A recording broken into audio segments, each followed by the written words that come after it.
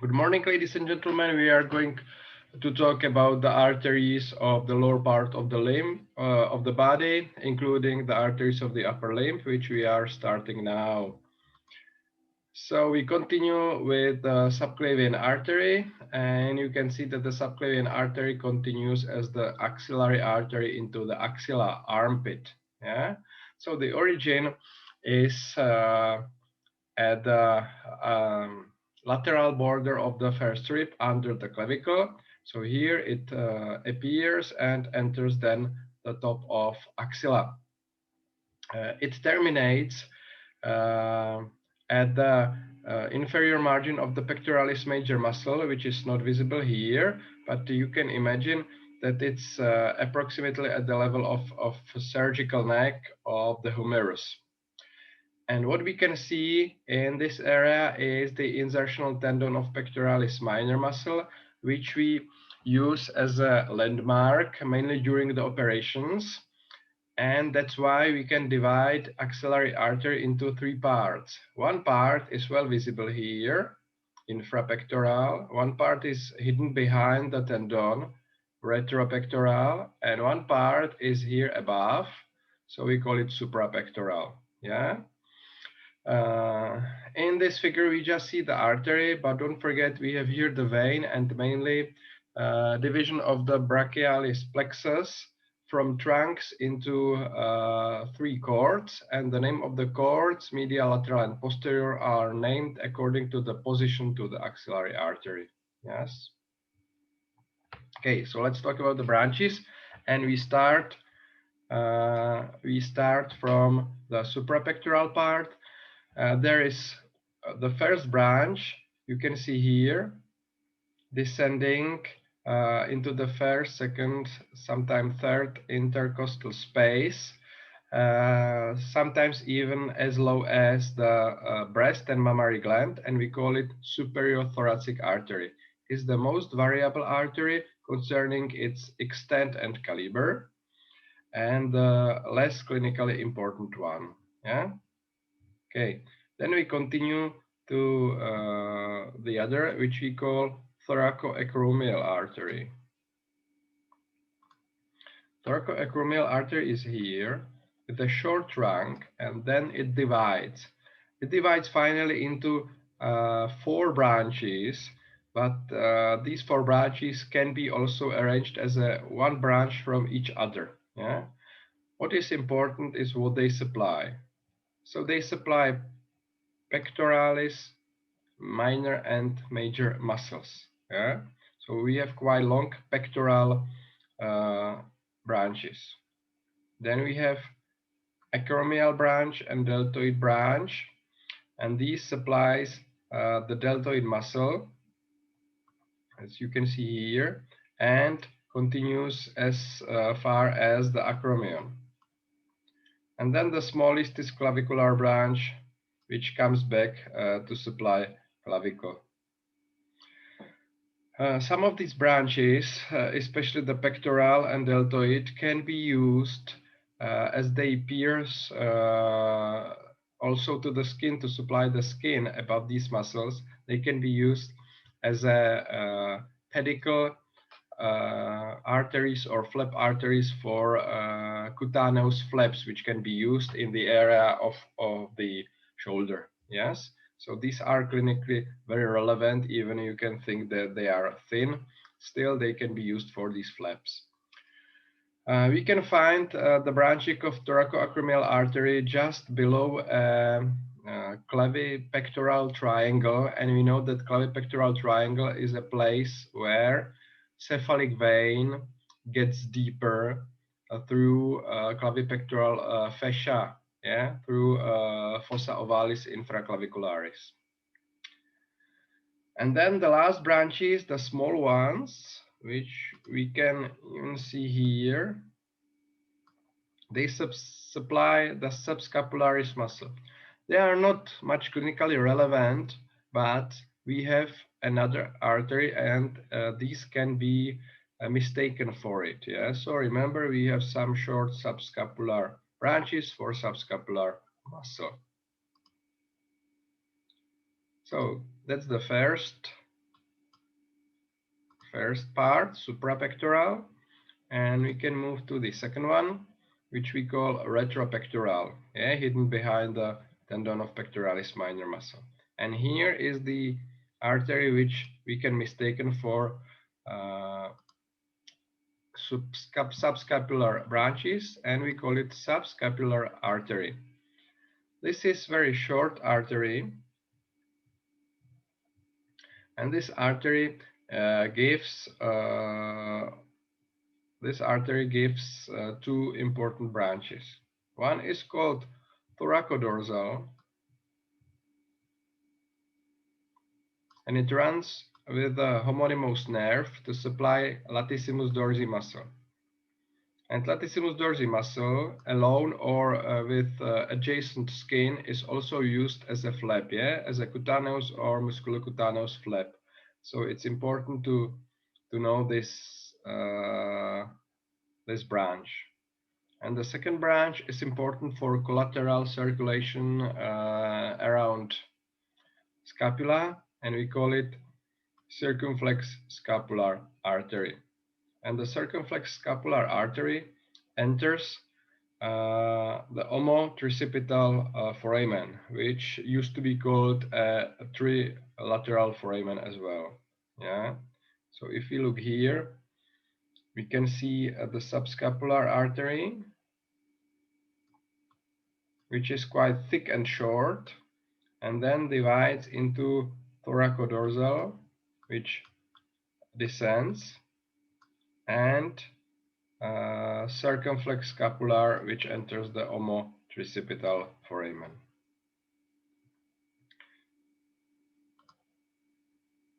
Close to this is lateral thoracic artery. Yeah, you can see it here.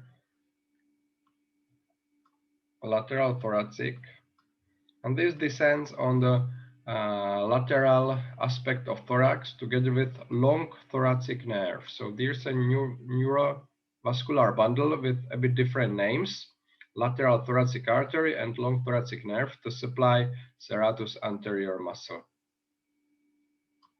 Sometimes the lateral thoracic artery can give branches to latissimus dorsi. So there can be an accessory thoracodorsal, yeah, as these vessels descend in a similar way.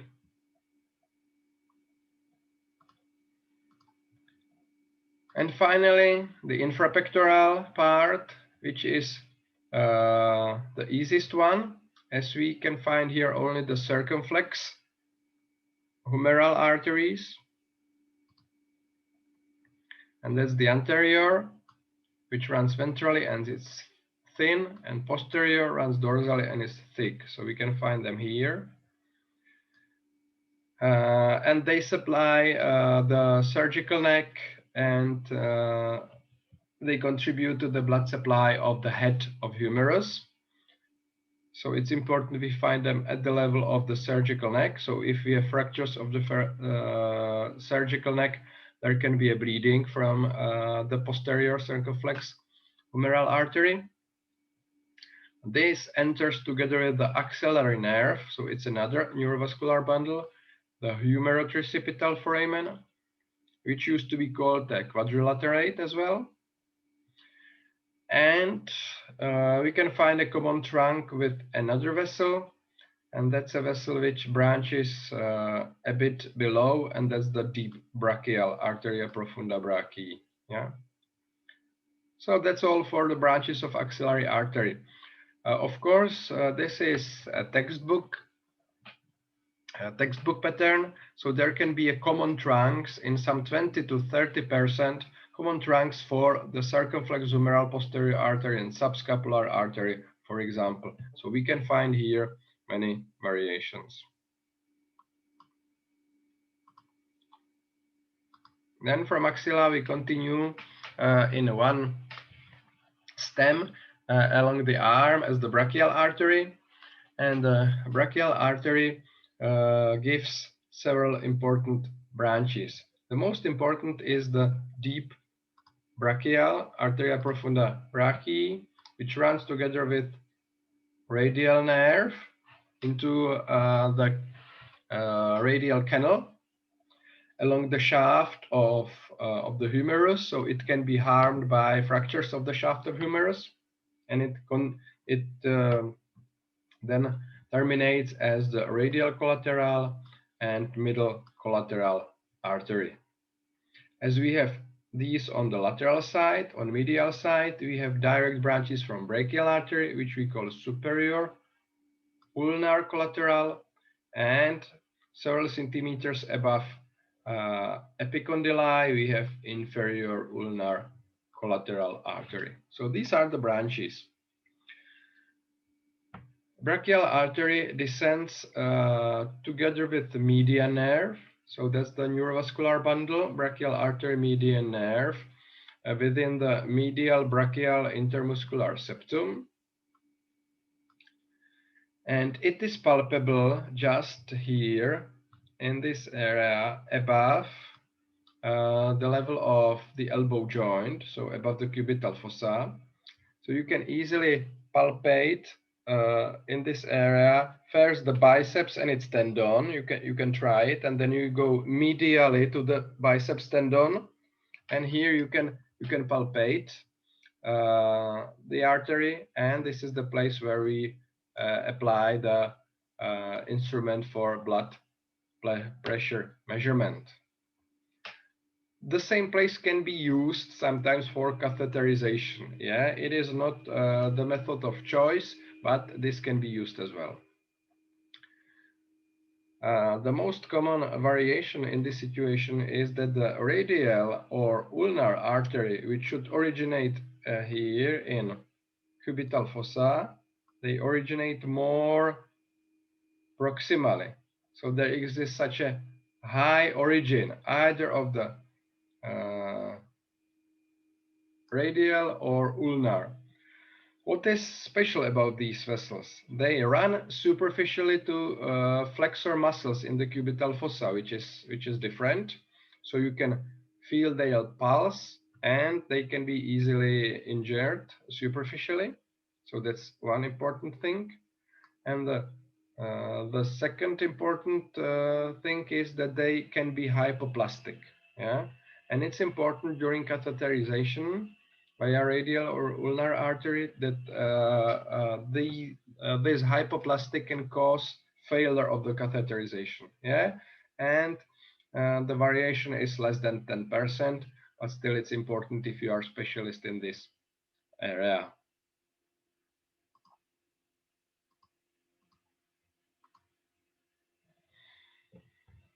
Well, then we continue with the forearm arteries. The radial artery continues together with the superficial branch of radial nerve along the brachioradialis muscle as low as wrist, and then here it bypasses all the canals which we have here and runs to the side to a so-called anatomical snuff box, which we call properly radial foveola. And then to get into the palm, as the radial foveola is laterally, and then we get dorsally. So to get into the palm, you need to pass between two heads of first dorsal interosseous muscle through so-called Guillot space.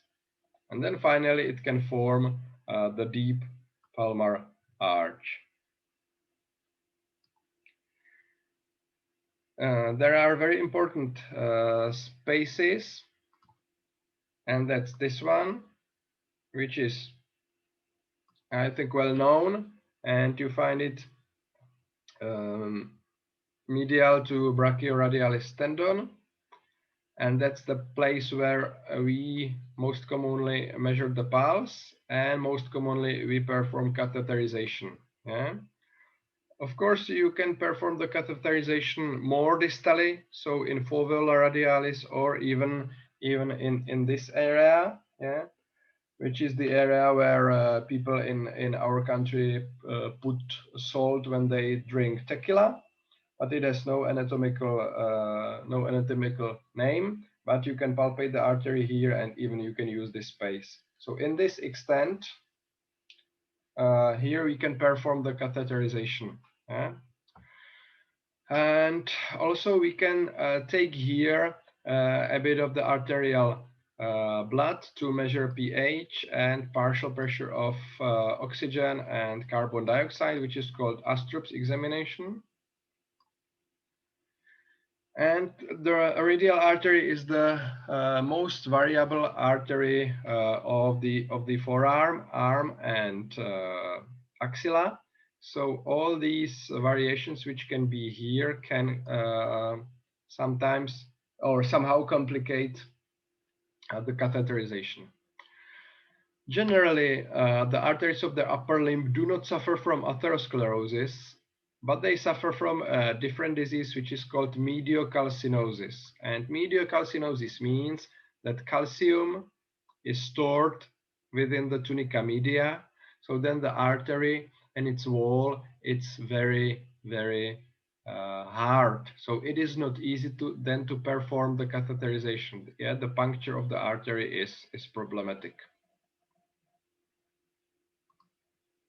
So I still talk about the catheterization. So how it's performed, we just take a needle and insert the needle under approximately 45 degrees into the vessel, which you easily palpate.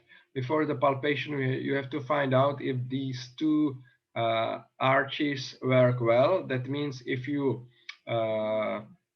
puncture the radial artery, if the ulnar artery will be enough to supply the hand. So you perform so-called Allen test.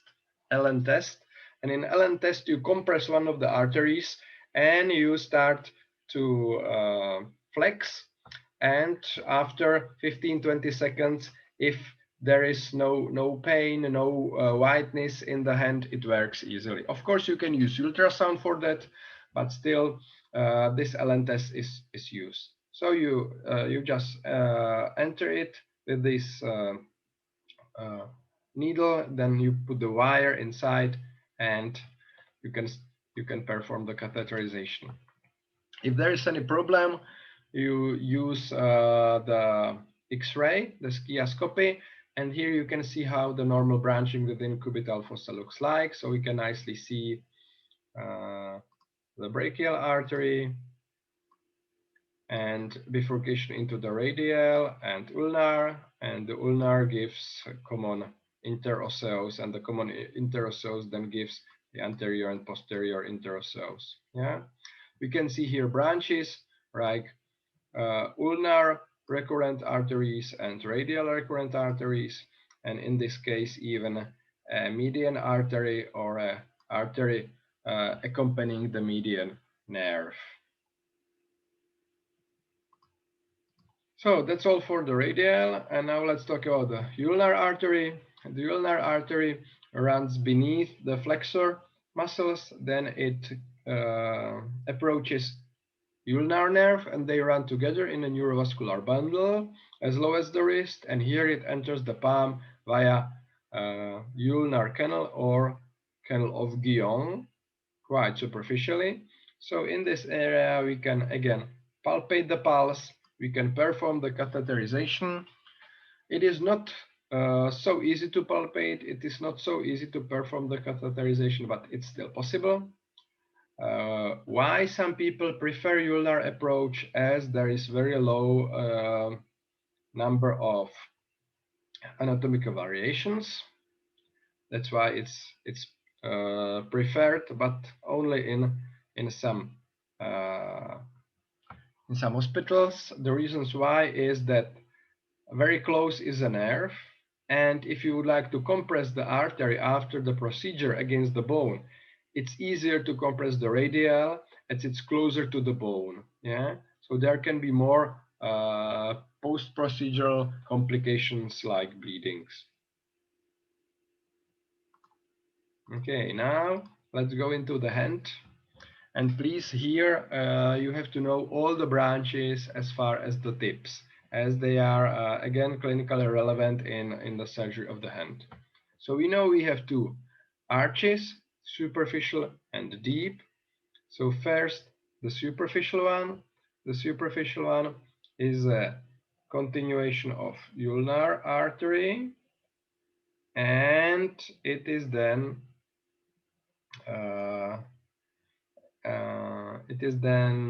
supplied by a superficial branch of radial artery on the other side. And you can see that the arch is located first more distally and second more superficially. Yeah? The deep arch.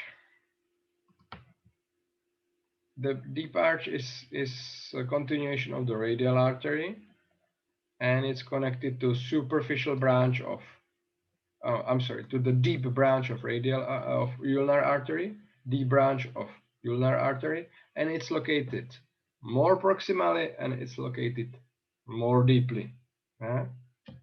So this is for the palm, and for the dorsum we have a special dorsal carpal network. So let's look at it.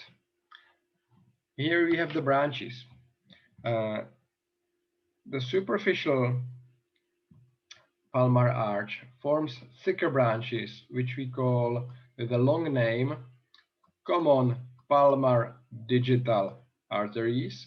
And when they approach phalanges, they divide into proper palmar digital arteries. Yeah, and then they supply the whole finger.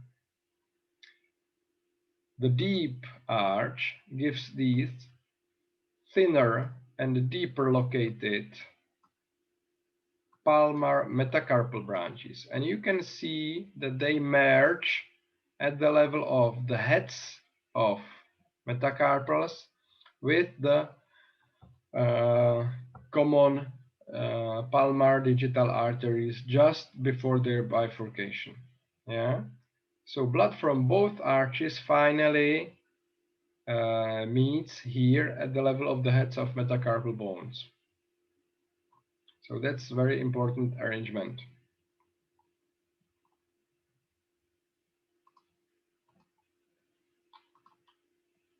On the dorsum, it is also complicated. On the dorsum, we have two source arteries, which is radial, giving the carpal dorsal branch, and ulnar, giving the carpal dorsal branch. And they form a network, a rete, yeah, dorsal carpal network. And from this network, we have again metacarpal arteries. We call them dorsal metacarpal arteries, as you can see. Especially first and second are direct branches of the radial artery. And they continue as dorsal digital branches, and then they terminate approximately at the half of the proximal phalanx. Yeah. So if you need to replant a distal or middle finger,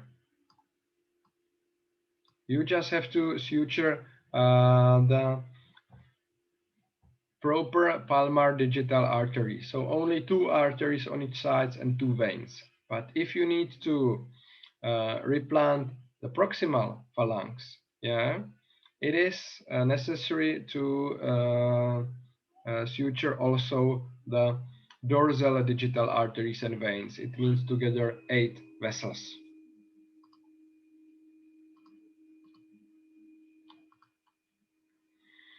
Here you can see how it's arranged again in detail.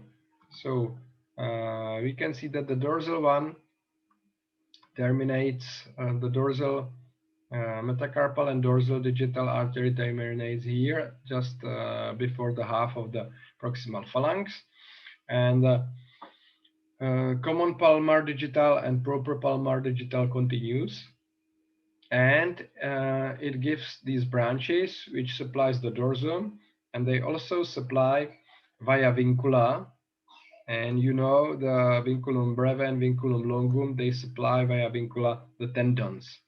If there's a rupture in these vessels, then the tendon can suffer from ischemia and necrosis. And if you perform a suture, it may not survive. Yeah, so that's important. Also, the blood supply via these vincula. And how is it for the thumb? For the thumb, it's quite complicated. In books, in anatomy books, you usually find the term princeps pollicis artery. And princeps pollicis, and the name itself implies that it's the most important artery. But the princeps pollicis exists only in 60% of cases, so it's better to call all the branches with the proper name. And what are the proper names? The proper names are very complicated, as you can read here. We have a radiopalmar digital artery of thumb, ulnopalmar digital artery of thumb, and radiodorsal digital artery and ulnodorsal. So you can see we have 4 of them, and the 4 of them supplies the thumb from ulnar and radial side, palmary and dorsally. So again, you have, but here on all, that means 2 phalanges, you have 4 arteries and 4 veins which have to be sutured. Yeah, and they can be branches from the radial artery or from deep palmar arch or superficial palmar arch. So please remember that the thumb has got a very complicated, it is not necessary to know these names, but it is very complicated, and you should know that there are 4 arteries supplying the thumb. Okay, that's for the upper limb. Do you have any questions about that? I know it's a bit repetition of the winter semester, but there were some important clinical details mentioned. Okay, if there are no questions, we continue with descending aorta. And descending aorta is easily divided by the diaphragm into thoracic and abdominal aorta.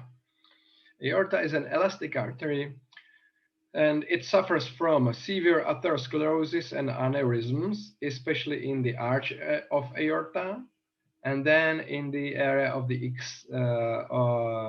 abdominal aorta, where celiac trunk and mesenteric artery branches, and at its termination. Why these 3 places? Aortic arch, here the branching of main visceral arteries and bifurcation. Do you know the answer for that? Why these areas suffer from atherosclerosis and aneurysms more than the other ones? Any idea? Maybe there's more blood flow in those areas?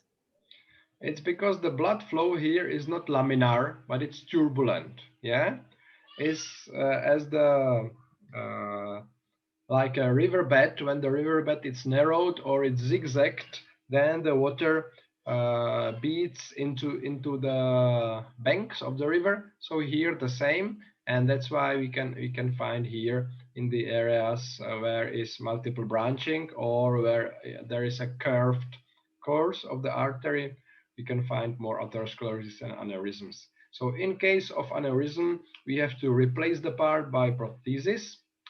And aorta suffers from 3 special diseases. One of them is a syphilitic inflammation, which is not much common now in our countries, but in the third world, it still comes. And then by cystic medionecrosis, which means that the media features cysts which are filled with mucopolysaccharides, and this is quite typical just for aorta. And then is in a special non-inflammatory inflammation, which is called Takayasu's arteritis. And in this case, we have a granulomes within the media and adventitia. Yeah?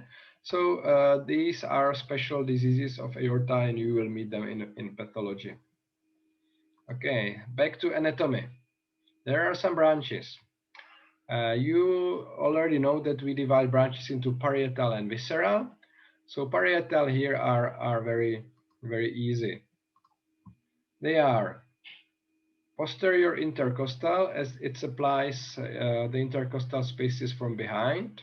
Subcostal, which is below the last rib. And very thin superior phrenic artery, a rudimentary, not important one. The question is why we have the posterior intercostal as low as the third intercostal space, the beginning.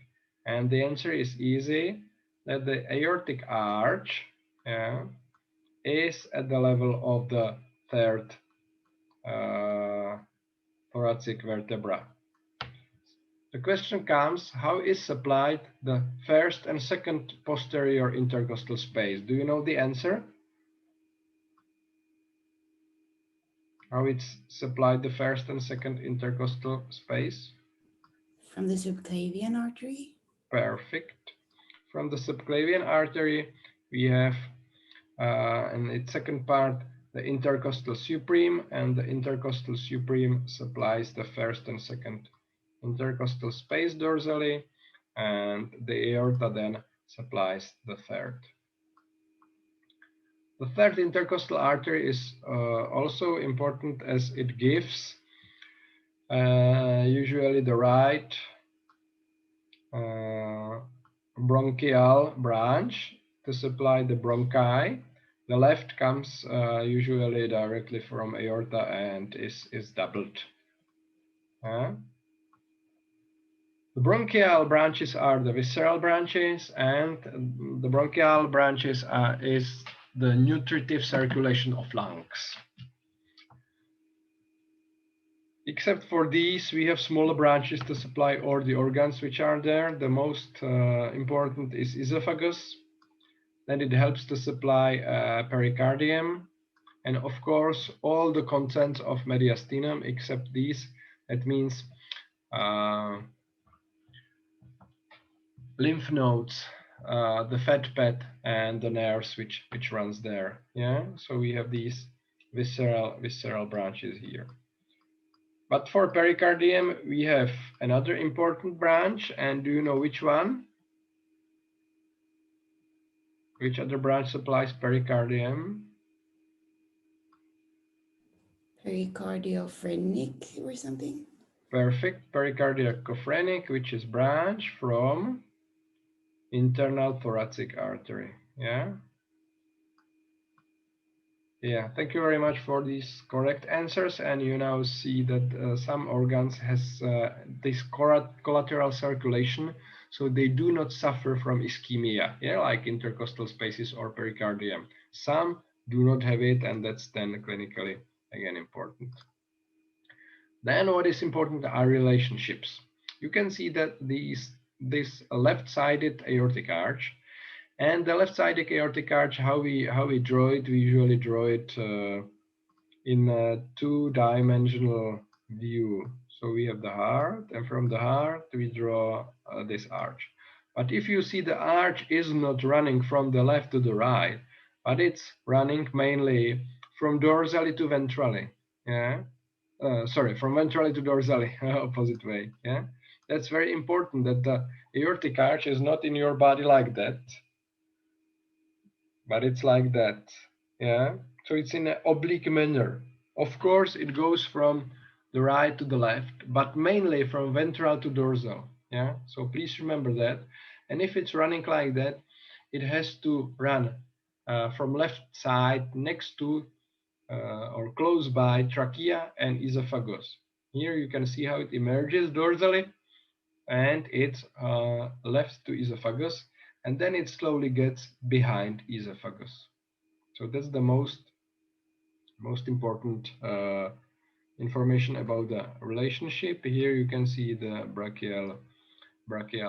left brachial arteries supplying, bronchial left bronchial branches supplying or giving the nutritive circulation for the lungs. So the relationship of the thoracic aorta are left to esophagus. So esophagus is right to aorta, and then it gets dorsally. Right to the aorta is also the azygos vein, which drains the posterior mediastinum, and its counterpart, the hemiazygos vein, is located left to aorta and at the level of the 7th to 9th thoracic vertebra. It crosses dorsally aorta and drains into azygos vein. And then thoracic duct, the main lymph duct, it drains into venous angle, and it runs between esophagus and aorta, so it can be found right to aorta. So aorta runs within the within mediastinum, and it's the inferior posterior mediastinum, and then it passes through diaphragm, through aortic hiatus, which is bordered by median arcuate ligament. If this median arcuate ligament is hypertrophied, it can compress the artery, and you can see it on angiography. So that's all for the aorta, and we should concentrate a bit on the largest branches, which are posterior intercostal arteries. These posterior intercostal arteries run within the intercostal space, and we know that they form neurovascular bundle just below the rib, in the groove of the rib, and the arrangement is VAN. So most cranially is vein, then artery, and most caudally is the nerve. And they continue ventrally, and here you can see how they freely anastomose with the anterior intercostal arteries, which are branches from internal thoracic artery, which is branch for subclavian. So the arrangement is important for puncture, as the neurovascular bundle is located cranially within the intercostal space. Then we perform the puncture caudally. There are some branches. First is collateral branch. You can see the collateral branch here, and the collateral branch can run here caudally, together with collateral branch of intercostal nerve. But they are thin, and usually they terminate before the middle of the length of the intercostal space. So we do not harm them with puncture. Second branch is, or first branch we should talk about is the dorsal branch. And the dorsal branch winds around the body of the vertebra, and it supplies the deep back muscles located here, and it supplies also the skin above. So the dorsal branch gives muscular branches, cutaneous branches, but also spinal branches, which is important as it supplies the spinal cord. Yes. And the spinal branch enters the vertebral canal via the intervertebral foramen. And then the last branch supplies also the skin. We find it here, and it's lateral cutaneous branch. And the lateral cutaneous branch supplies not only the skin, but in the area of the 2nd to 5th intercostal space, also the breast and the mammary gland, so it gives the lateral mammary branches. When we have lateral cutaneous and lateral mammary branches, we have, of course, the anterior cutaneous and mammary branches, which are branches from the anterior intercostal artery. Yes. So that's for the intercostal artery. It's not complicated, but do not forget it has got 3 branches: dorsal, collateral, and lateral cutaneous. And now we can enter the abdominal cavity, where we have the abdominal aorta. Abdominal aorta located on the left side. That means left to ascending inferior vena cava. It emerges here between the crura of diaphragm inside the aortic hiatus. I'm sorry for the mistake here. Of course, here should be aortic hiatus, which is bordered by the median arcuate ligament, and it terminates at the level of L4 by bifurcation into common iliac arteries. It is located primarily retroperitoneally, and in between aorta and inferior vena cava, we can find the thoracic duct and cisterna chyli, the origin of it in this area. So that's all for topography, and we should continue with the branching. So how we divide branches? We divide branches into paired and unpaired. First, we start with the paired, and paired can be divided into visceral and parietal. So if we have the diaphragm, and then from diaphragm the aorta descends,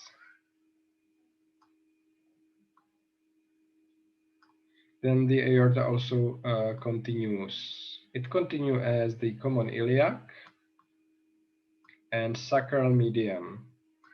Sacral median artery is thin artery running on the anterior aspect of the sacral bone and supplying this area. It used to be called a caudal aorta, and its continuation of aorta just into the tail of the mammalia, of lower species. It's rudimentary in humans. So now the paired branches. The paired branches, paired parietal branches. We have quite thick phrenic arteries, inferior phrenic arteries. The inferior phrenic artery supplied the diaphragm, but the diaphragm is supplied also by some other branches. It's also supplied by lumbar, first lumbar. So this is inferior phrenic. This is first lumbar. But it's also supplied by superior phrenic, which is branch of aorta, and it's supplied by pericardiacophrenic and by musculophrenic,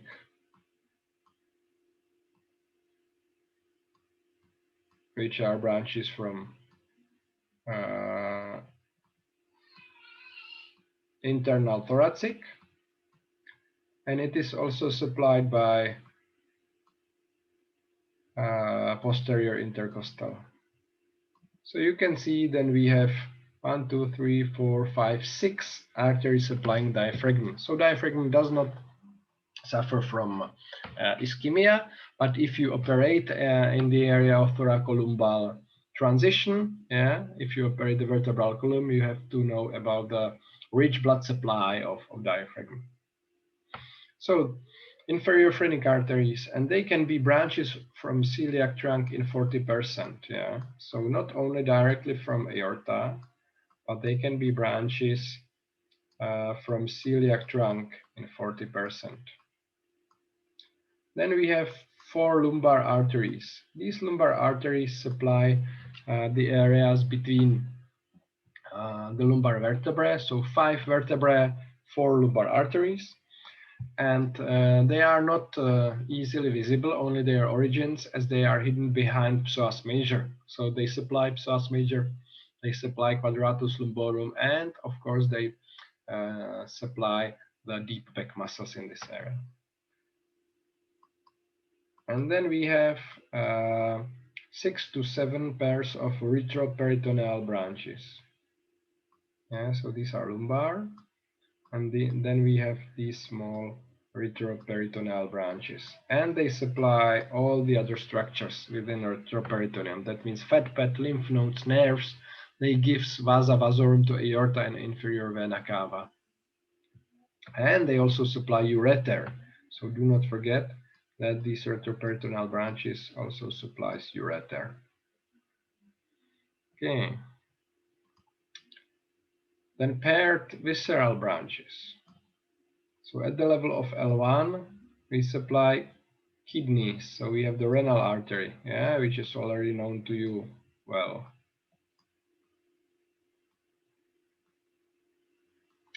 We have the suprarenal artery.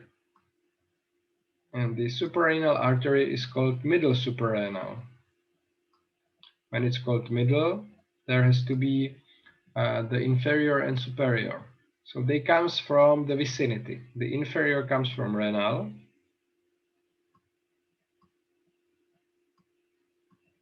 So this is inferior suprarenal. And superior suprarenal, they comes from inferior phrenic, yeah, as just above the suprarenal gland is the diaphragm, so they come from inferior phrenic. And so suprarenal gland is located in this area. It's developed here, and that's why it's applied directly from aorta by middle suprarenal, from above by superior suprarenal branches, and by ascending kidney inferior suprarenal from renal artery. The renal artery can have an accessory renal artery, usually into the inferior pole, so then it's called polar artery in up to 30% of cases. Yeah, and this artery usually supplies a special segment, so it's very important in transplantation of kidney. When you take a kidney as a transplant, you have to suture both the renal and accessory renal artery in the recipient body. Yes. So this is level L1, and level of L2, there descends the testicular or ovarian artery to supply the gonade. Yeah, as the gonade is in embryology, it's based at the level of L4. The renal, the kidney, the suprarenal gland, its cortex, and the gonade, all three structures are derived from intermediate mesoderm, from urogenital crest in this area. That's why the blood supply is the same, yeah? Okay. And finally, we have the unpaired visceral branches, which you know, and that's the celiac trunk at the level of L1, superior mesenteric artery at the level of L1, and inferior mesenteric artery at the level of L3. The distance between celiac trunk and mesenteric artery here is only 1 centimeter. So this is 1 centimeter. So the levels here, approximately T12, here L1, here L2. I'm talking about the vertebrae, yeah, L3 and L4. So no major branch at the level of L2, only small branches, the testicular or ovarian. Question to the main branching. Everything clear, so we can see it here again. So celiac trunk, and here phrenic arteries. The phrenic arteries can be branches from celiac trunk, or they can even have a common phrenic artery, or they are separate. You can see how they supply here the upper pole of suprarenal gland. Then here middle suprarenal artery and inferior suprarenal artery, renal artery, and testicular or ovarian artery. Then the lumbar ones, which are hidden behind the psoas major. And finally, the median sacral artery descending in the midline, and common iliac. The ureteroperitoneal branches are not drawn in the figures. Yeah, the smaller ones supplying the ureteroperitoneal fat, but lymph nodes, vessels, and nerves. Okay. As for the renal accessory artery, it can supply not only the inferior part, but it can also supply the superior part, and it can even enter the hilum of the kidney. So the position can be different, but most commonly we find it caudally. So we have talked about this, and I think you know this scheme, which shows all the vessels which supply the unpaired organs of the abdominal cavity. And we know that the three main arteries supply the three main parts of the primitive gut. So the foregut is supplied by celiac trunk. Then the border is just below the major duodenal papilla of Vater. Then the superior mesenteric artery supplies the midgut, and then the border is just close to the left colic flexure, yeah, left to it. And then the hindgut supplies the inferior mesenteric artery, yeah, and then all the blood is collected into the hepatic portal vein. As you can see, the arteries form here anastomosis and arches. Here is one arch between the left and right gastric artery, yeah. So the gastric arch along the lesser curvature. Then another arch is here, the gastro-omental, right and left along the greater curvature of stomach. And another are here as the anterior and posterior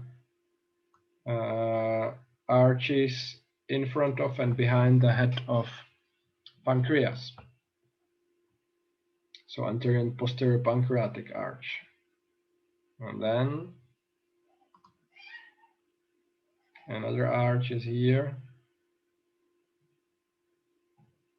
That's the marginal colon artery of Drummond along the large intestine. And the last one is between the arcades of jejunal and ileal arteries, the parallel artery of Dwight. So you can see that the organs they possess many anastomosis for circulation, for many anastomosis which serves as a collaterals, and they assure circulation in case of problems. So just quickly to review the main branches: celiac trunk, and the celiac trunk usually, so in some 90% of cases, it gives the left gastric, the splenic, and the common hepatic, yeah, which you can see here. So usually there's a trifurcation. We can see it as we have cut away the lesser omentum.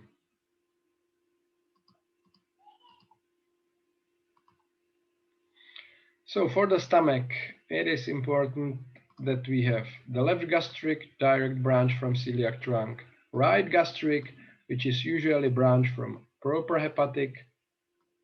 In some 2/3 of cases, in 1/3 of cases, the origin is a bit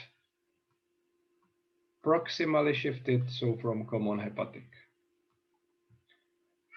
Then for greater curvature, we have the right gastro-omental, which is branch of gastroduodenal artery, and left gastro-omental, which is branch of splenic artery.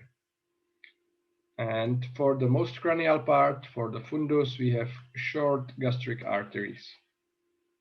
If you operate the stomach, behind the body of the stomach, in 80% we find the posterior gastric artery for the posterior aspect. So it has to be ligated as well during the operation. So posterior gastric artery, which is usually not drawn in the anatomical figures, but it is there. So relevant for surgeons. And we can see it here, and the posterior gastric artery is usually located in this area. You can see that the splenic artery is a bit tortuous, as the spleen is quite movable, so it then allows these movements. Then duodenum and head of pancreas, as they are located at the border of the foregut and midgut, they are supplied from celiac trunk and from superior mesenteric artery, giving the superior pancreaticoduodenal and inferior pancreaticoduodenal, and they ramify into posterior and anterior branches, which forms the pancreatic arch in front and behind the head of pancreas. Again, important in clinics. The duodenum has got some smaller retroduodenal branches which supply the posterior aspect of duodenum, so they have to be ligated also during the operations, and they are not drawn in many anatomical figures.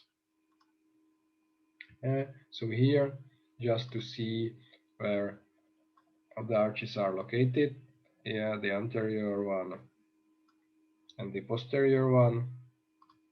The problem is that the posterior one is not visible, so it has to be ligated before the resection of the head of pancreas due to tumor, for example. So that's the blood supply of the head of pancreas. The blood supply of the body are branches from splenic artery with different names, like posterior pancreatic, inferior pancreatic, great pancreatic, and so on. These names are not important for you, just for surgeons who perform the pancreatic surgery. Then for jejunum and ileum, it's very easy. We have the jejunal and ileal branches supplying the small intestine via the arcades, and finally the ileocolic artery gives the ileal branch to supply the terminal ileum. There are mutual anastomosis present in 100%, so they perform a communication between each other called parallel Dwight's artery. So there's assured blood supply, this collateral circulation, and then as it enters as the straight arterioles anteriorly recte, it enters the wall and supplies the wall by intramural plexuses. These plexuses are located within all the layers, so we have adventitial plexus, intramuscular plexus, submucous plexus, and mucosal plexus. So here the blood supply is very easy. For liver, it's much more complicated. Although you have just one source artery, the common hepatic artery, which gives them the proper hepatic, and the proper hepatic bifurcates just before porta hepatis into right and left branch, and then they give the branches into segments. You know, we have 8 segments, and then into interlobular, circumlobular, and finally into sinusoids to supply the lobules of the liver. So this seems an easy arrangement. It is not so easy. First, the nutritive circulation gives only 25% of the blood. So to supply the liver with oxygen, it is also important to bring the venous blood from portal vein. Even the level of oxygen is low here, the amount of blood is high, so still the oxygen from portal vein is used. Second, there exist accessory and aberrant branches. What is the difference between accessory and aberrant? When I have a source vessel, it gives a branch and it supplies an organ. That's the normal, that's the proper artery. When I have an accessory artery, then the accessory artery leaves the same source and supplies the organ. Or it can be even a branch from the proper artery to supply the organ. But if I have an aberrant artery, aberrant means that the source is from different source artery. and it enters the organ in the same area, or it can enter the organ from a different. Yeah. So you can see what is an aberrant vessel. Aberrant vessel is clinically very important, as you do not expect the vessel in this situation. Yeah? And the most important aberrant one concerning liver is the whole common hepatic artery, which is aberrating in 2% directly from superior mesenteric artery. So not from celiac trunk, but from superior mesenteric artery. Before continuing, I just remind you that cystic artery is a branch from the right branch of proper hepatic, and it can be ligated in cystohepatic triangle of Karlovy. And now back to liver. So the normal, the triangle of Karlovy, yeah, if we have here, just to remind you of that, very, very clinically important, and I think you will see it yourself during surgery practicals. When performing cholecystectomy, you have to find the common hepatic duct, its lateral margin, and the cystic duct and the inferior margin of liver. And here, in more than 90%, you find the cystic artery for ligation. Yeah, when performing cholecystectomy, so removal of gallbladder. But back to the complicated part. Normal anatomy of liver arteries is only in 75%. And as you know, we perform many resections of liver due to tumors or metastasis. We perform a transplantation of parts of liver. It is important for us. So we can have, as I said, a whole aberrant hepatic artery branching from superior mesenteric artery in 2%. So you would say, oh, 2%, we do not care much about that. But if you have the patient with this one and you cut the common hepatic artery, then the patient is dead. Yeah. The same can be that the common hepatic artery is a direct branch from abdominal aorta or beginning of celiac trunk in 1%. So you can see in 3%, the common hepatic artery runs in a different manner. Most commonly, we have only one of the branches, either right or left, to be either accessory or aberrant. Yeah? For you, it's important if you see the vessel, you have to keep the vessel there. So it is not so much important if it's accessory or aberrant. Yeah? You just have to keep the vessel there.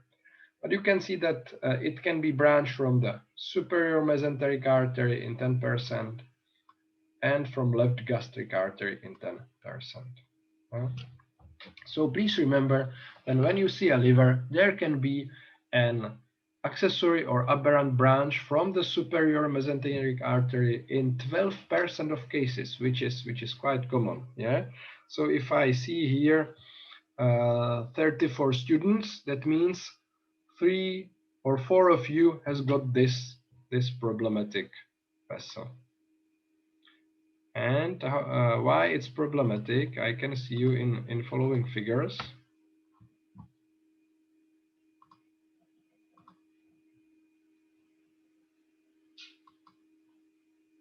I'm sorry, just technical problem.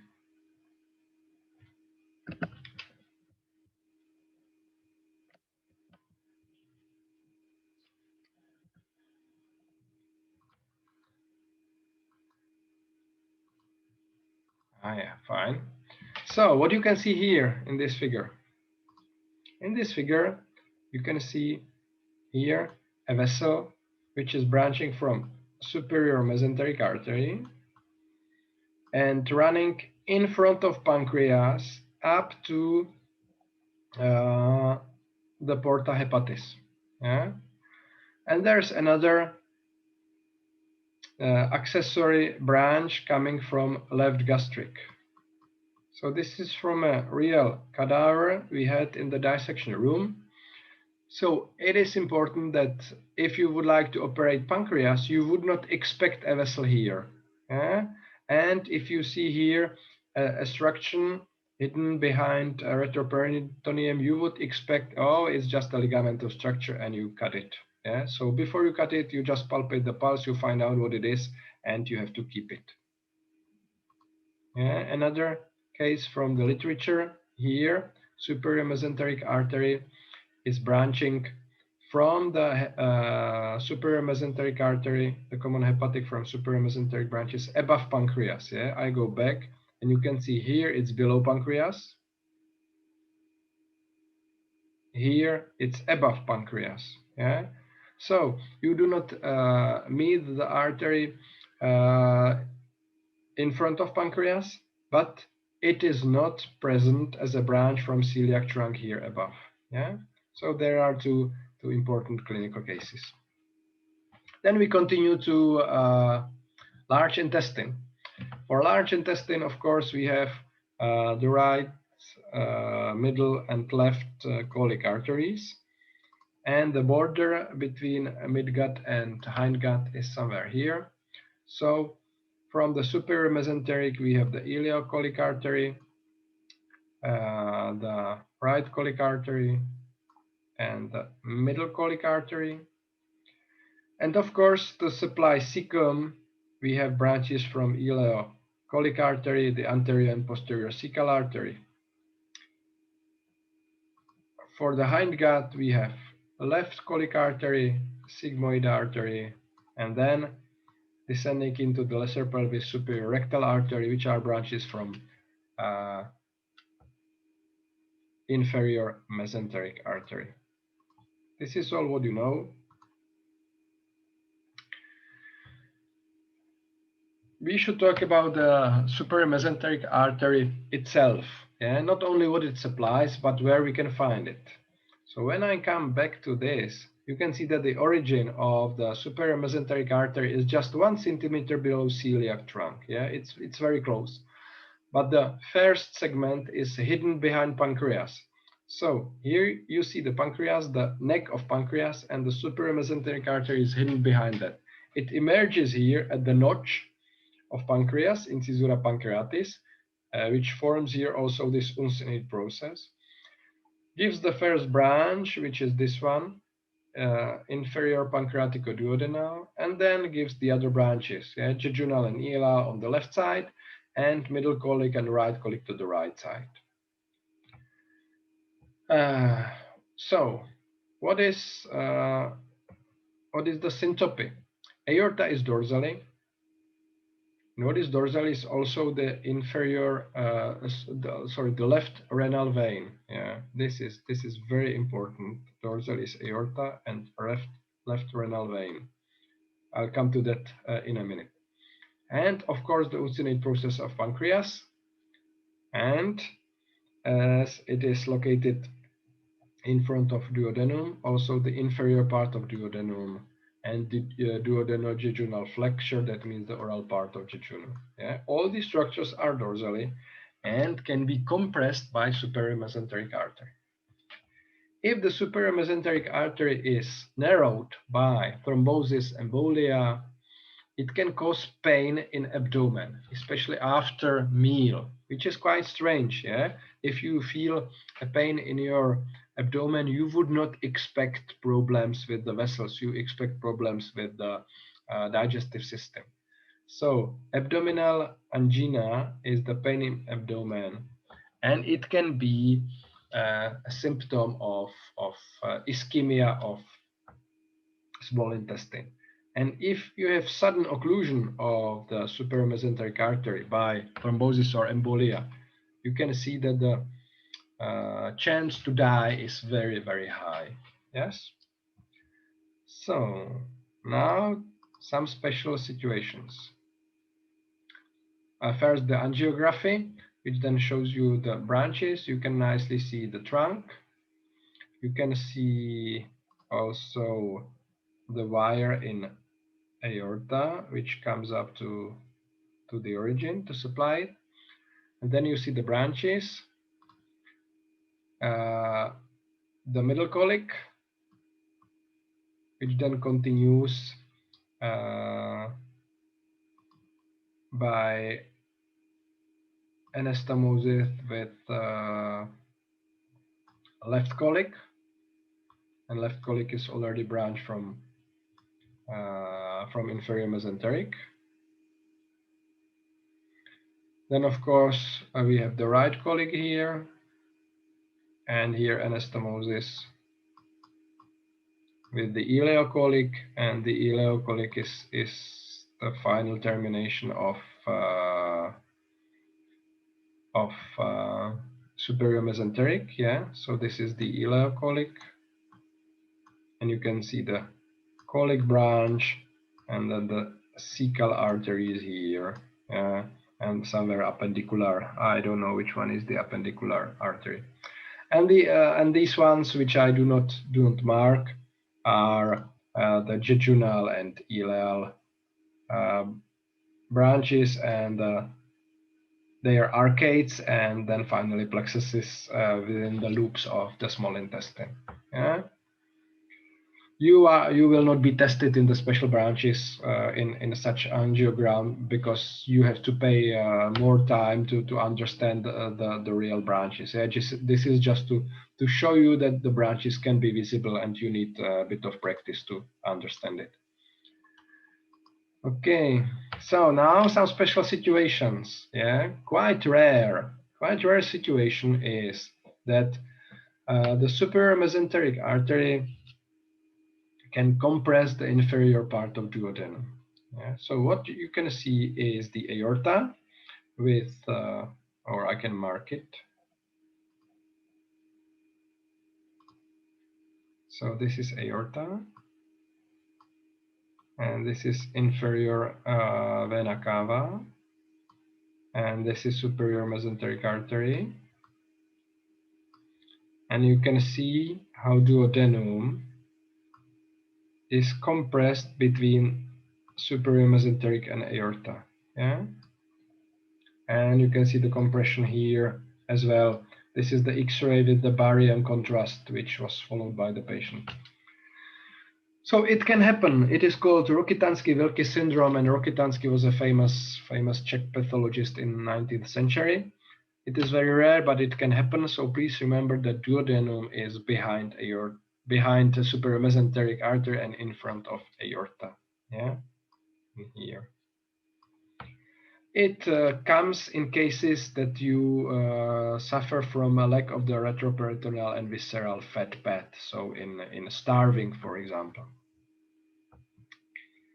So that's syndrome of the superior mesenteric artery. And now Nutcracker syndrome, which is much more common. And Nutcracker syndrome concerns compression again between aorta and superior mesenteric artery, but compression of left renal vein. So you can see here the kidney and the renal vein, yeah, and it can be compressed. And if it's compressed, what happens? Then the blood stays in the area which is drained by the left renal vein, and it's the kidney, and it's the suprarenal gland, and it's of course the gonade. Yeah? So you can see here enlarged left testicular vein. So it can cause a varicocele, and varicocele is the, as you can see here, enlargement of the testicular veins and pumpiniform plexus. Yeah, it can cause swelling of the testes and pain in the groin. And as for the kidney, it can cause a hematuria. Intermittent means transitory. Yeah, that is, sometimes it's present, sometimes it's not. And of course, you have to solve this problem somehow. Yeah, this compression between the dorsally oriented aorta and ventrally oriented superior mesenteric artery. So what you do, you put there a stent. Yeah, so you can see here again the narrowing between aorta and superior mesenteric artery, and you put here a stent, and it's solved. So that's the Nutcracker Syndrome. So please remember that. Okay, for inferior mesenteric artery, this is thinner artery, and you can nicely see the branches here. So this is left colic, and here are the sigmoidal ones, and this is superior rectal. So it supplies the hindgut, and if we go here to the left, from the left colic flexure, you can see that it also supplies by anastomosis part of the transverse colon, so this area of the middle colic. Yeah? So this is a proof of functional anastomosis. And how we call this anastomosis?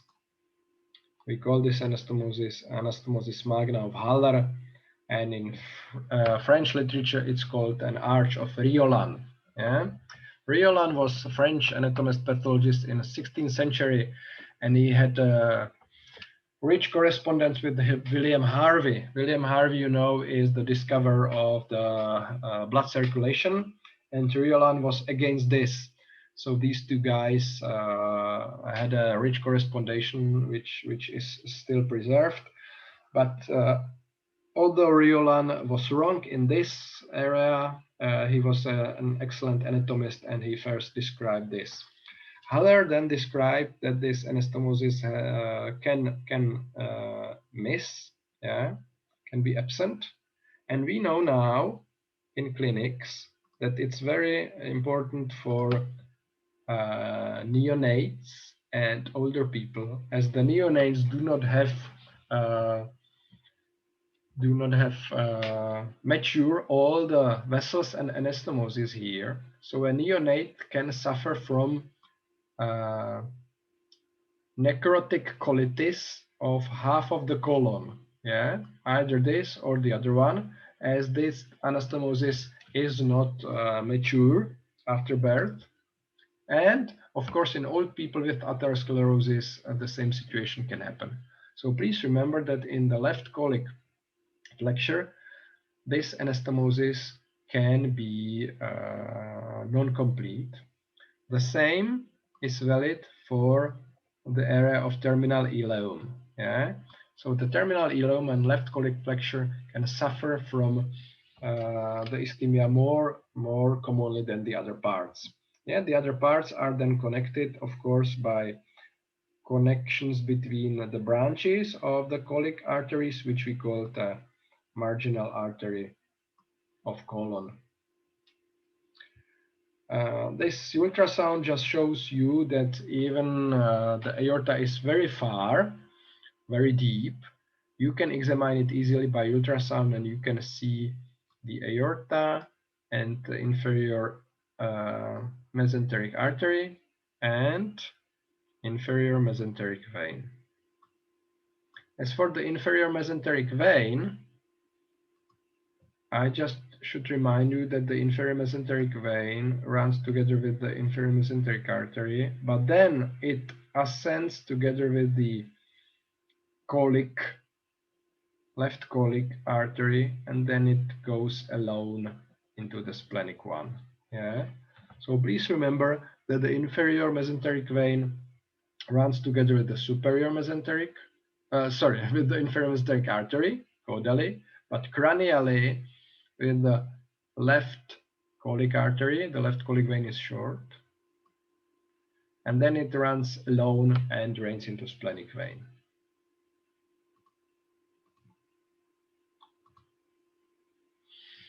Okay, questions to abdomen? I had just a question about the ultrasound. Yeah. Is there a way to tell without knowing where the probe is between the superior mesenteric and the inferior mesenteric, or? Do you mean like looking at these passive figures of ultrasound to decide what is what? Yeah. No. You never judge ultrasound figures just like that. Yeah. You all the time judge the figures only when having the patient. Yeah.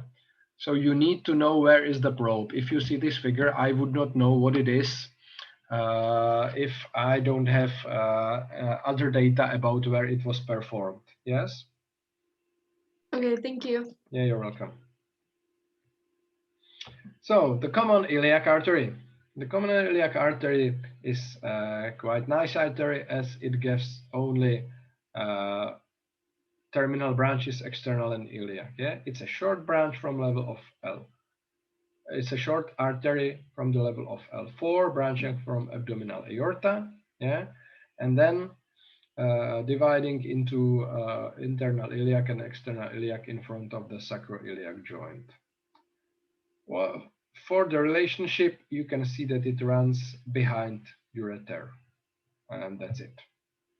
That's for the common iliac artery. And now let's talk about the external and internal. The external runs laterally along the psoas major, and then gives branches when it reaches the anterior abdominal wall. Yeah, so the whole course is without any branch, or without any larger branch. Of course, there are very small branches for the lymph nodes, as you can see the lymph nodes here. So there are some small branches for the lymph nodes.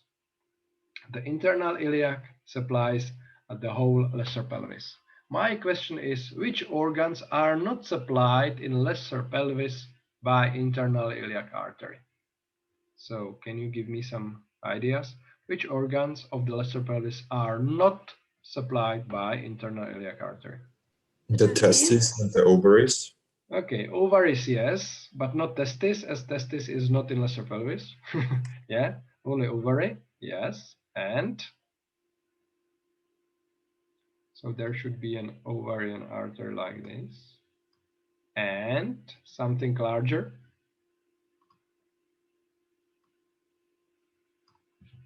What is this? The colon.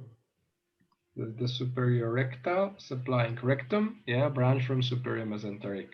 So again, coming this way. Yeah, so these two organs are not supplied by internal iliac. Can I just ask a question about that? Because the ovary has a branch from the uterine artery, and that's Yeah, from... of course. Yeah, ovary. We will talk about this in a minute, but you have to know that ovary is also supplied by ovarian artery, and it's the major supply of ovary. Yeah, but of course it's supplied by uterine artery as well, and there's an ovarian arcade. Okay, super. Thank you. Yeah. So what you can see here is the common iliac artery and the internal iliac, and this is the external iliac, and you can see a kidney, a donor's kidney here, where the artery is sutured to the external iliac. So we know that we transplant the kidney into the right or left iliac fossa. So for the external iliac artery, what we should know? We should know that it runs dorsal to ureter, either the common or the external iliac artery. It gives no branches as far as the anterior abdominal wall, where it gives two branches. One is not much visible. It runs along inguinal ligament, but hidden by transversalis fascia and its thickening, which is called iliopubic tract of Thomson, and it's called deep circumflex iliac artery. Yeah? I pose a question: is it important clinically? And the answer is yes. It is very important clinically, as it runs somehow like this up, and it is connected with, for example, lumbar arteries. Yeah, and it can be connected with iliolumbar artery. So it serves as a collateral in case we have here a closure of the external or common iliac arteries. Yeah. So even this artery is not easily visible anatomically. It can be enlarged as a collateral in closure of external or common iliac arteries. But more important in clinics is inferior epigastric. And you also know it from anatomy very well, as it supplies the rectus abdominis muscle. Yeah, I'll just move here to show you where we can see these arteries. The deep circumflex runs like this, but for us is important the inferior epigastric, which supplies the rectus abdominis muscle. Anastomosis within the muscle is superior epigastric, which is branch from internal thoracic. Yeah, so we have here such a huge collateral. Again, in case of closure of common or external iliac artery, we can have a collateral, so the blood can go from subclavian via internal thoracic, superior epigastric, inferior epigastric, then farther down to lower limb. And then as it supplies this area, it is also used for musculocutaneous flaps. Yeah? Musculocutaneous flaps from rectus abdominis muscle are very commonly used, especially for constitution of new breast after removal of the breast and mammary gland due to cancer. Yeah. So if you use the muscle and the skin, you just take one of the branches of the inferior epigastric artery, which are the medial or lateral branch. You can use only the skin above. Then you need to find the branches which pass through the muscle into the skin, which we call cutaneous perforators. And you can easily find them with ultrasound, and you mark them on the body, and then you cut at the area of interest. In clinics, there's the term or abbreviation DIEP. What does it mean? Inferior epigastric, yeah, perforator artery, but in English they use the term deep as well, as we have superficial epigastric artery as well, but we do not use it in anatomy. In anatomy we have inferior epigastric and superficial epigastric. Yeah, that's why we do not need to call these inferior epigastric deep inferior epigastric, but in clinics they use it as it's located deeper, so they need to highlight it somehow. It gives some smaller branches: Chromosteric Artery in male to supply the cremaster muscle, and artery of around ligament of uterus in female. They enter the inguinal canal. Clinically important are the veins which accompany these arteries. Then it gives a very small pubic branch to supply the pubic symphysis. And in 25% we find here a branch which replaces the Obturator Artery, which is known as corona mortis. I will come to the corona mortis again in a minute. Yeah. Okay, so here an easy scheme which shows us the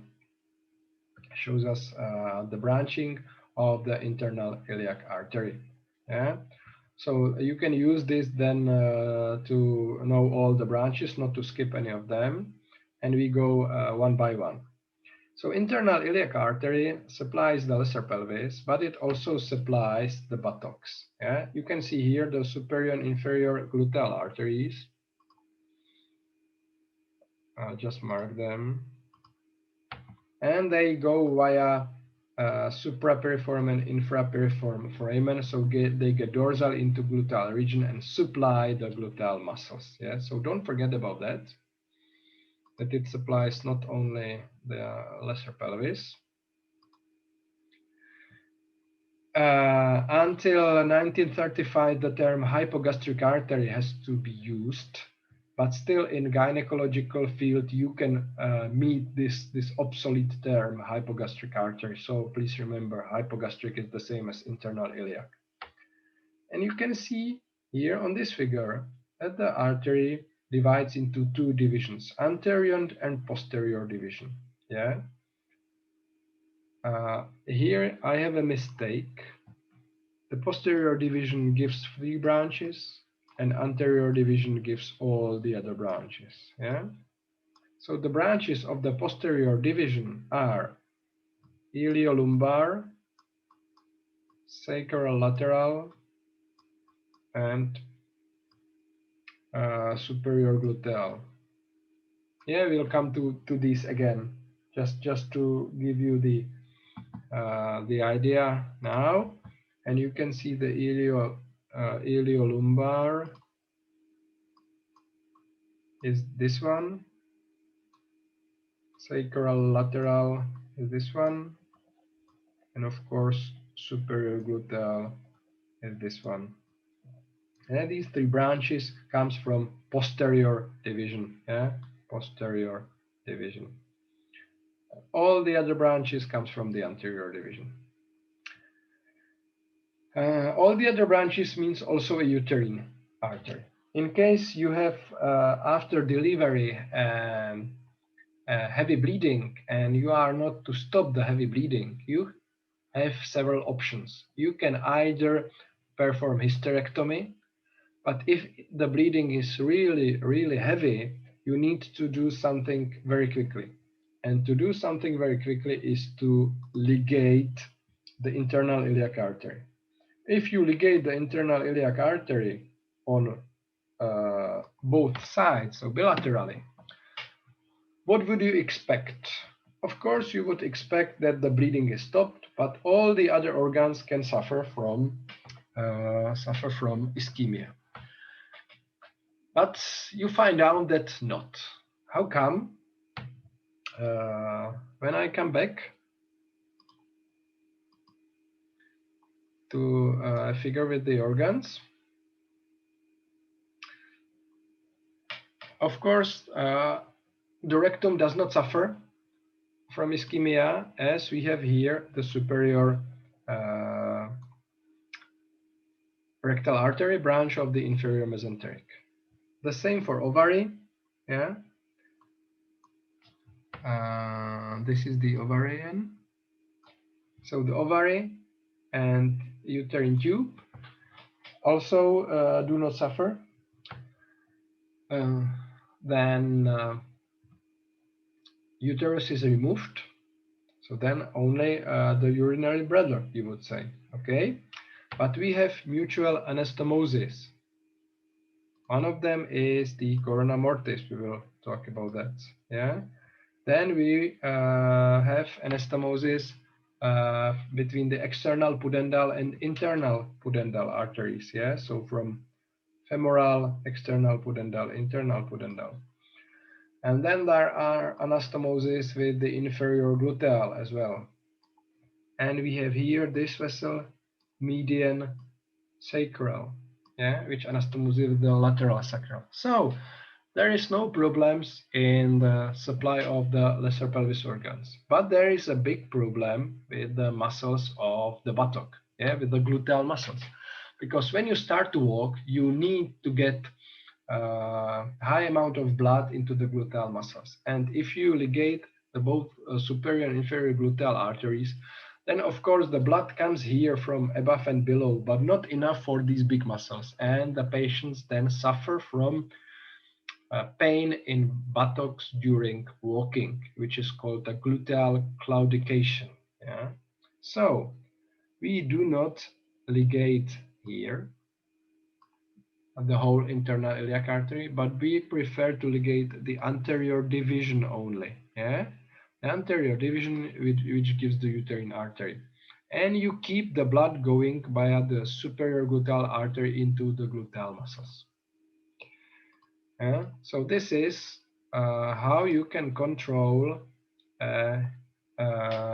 very heavy postpartal hemorrhage. Of course, you do not perform this every day or every week. Yeah, it is performed like once per year, but this can gives you the idea how the anatomy can help you to understand the clinical procedures. Okay, let's go to the branches. All these branches you know from dissections, yeah, so it is nothing new for you. Inferior gluteal, yeah, goes via the infraperiform foramen to supply the gluteus maximus. It is interesting, it gives an artery supplying the sciatic nerve. Yeah, so it's called accompanying or committant artery of sciatic nerve. For us will be clinically important the vein. Superior gluteal via the suprapiriform, supplying the middle and minimus gluteal muscles. For orthopedics is important that it gives superior and deep branches, and these branches can be harmed during operations of a hip joint and performing the total prosthesis. Yeah, so remember that the superior gluteal artery has got superficial and deep branches, as you can meet them during orthopedic operations. Then lateral sacral arteries. We have two, superior and inferior, and then these two again bifurcate into another two, because we have four anterior sacral foramina. Yeah? So they enter the bone, as you can see here, supply the coda equina, and they also supply the deep back muscles on the posterior aspect of the sacral bone. Yeah, so the spinal branches supplies coda equina, and then they continue to supply the muscles. Obturator artery into obturator canal. Yeah, this one, I'll come to that in a minute, as I promised. And the first one is the iliolumbar. Iliolumbar is this one, and it then gives two branches. Iliolumbar, that means iliac and lumbar branch. Lumbar branch is hidden behind psoas, and iliac branch is nicely visible lying on iliac muscle in iliac fossa, and we will see this during the summer dissections. And the lumbar branch gives spinal branch. The spinal branch again supplies the coda equina. So parietal branches, I think nothing complicated. And let's talk about the obturator artery. The obturator artery is, as we can see here, usually a second branch from the anterior division of internal iliac. Yeah, it gives no larger branches here in lesser pelvis, and it enters the obturator canal. Yeah, here. Just before the obturator canal, it gives this small branch, which is called pubic branch. We have talked about the inferior epigastric, which also gives a pubic branch. And these two pubic branches can anastomose, yeah, and then they supply this area above and below the pubic symphysis. But in 25%, we can find an aberrant obturator artery. How the aberrant obturator artery runs, you can see in these two figures.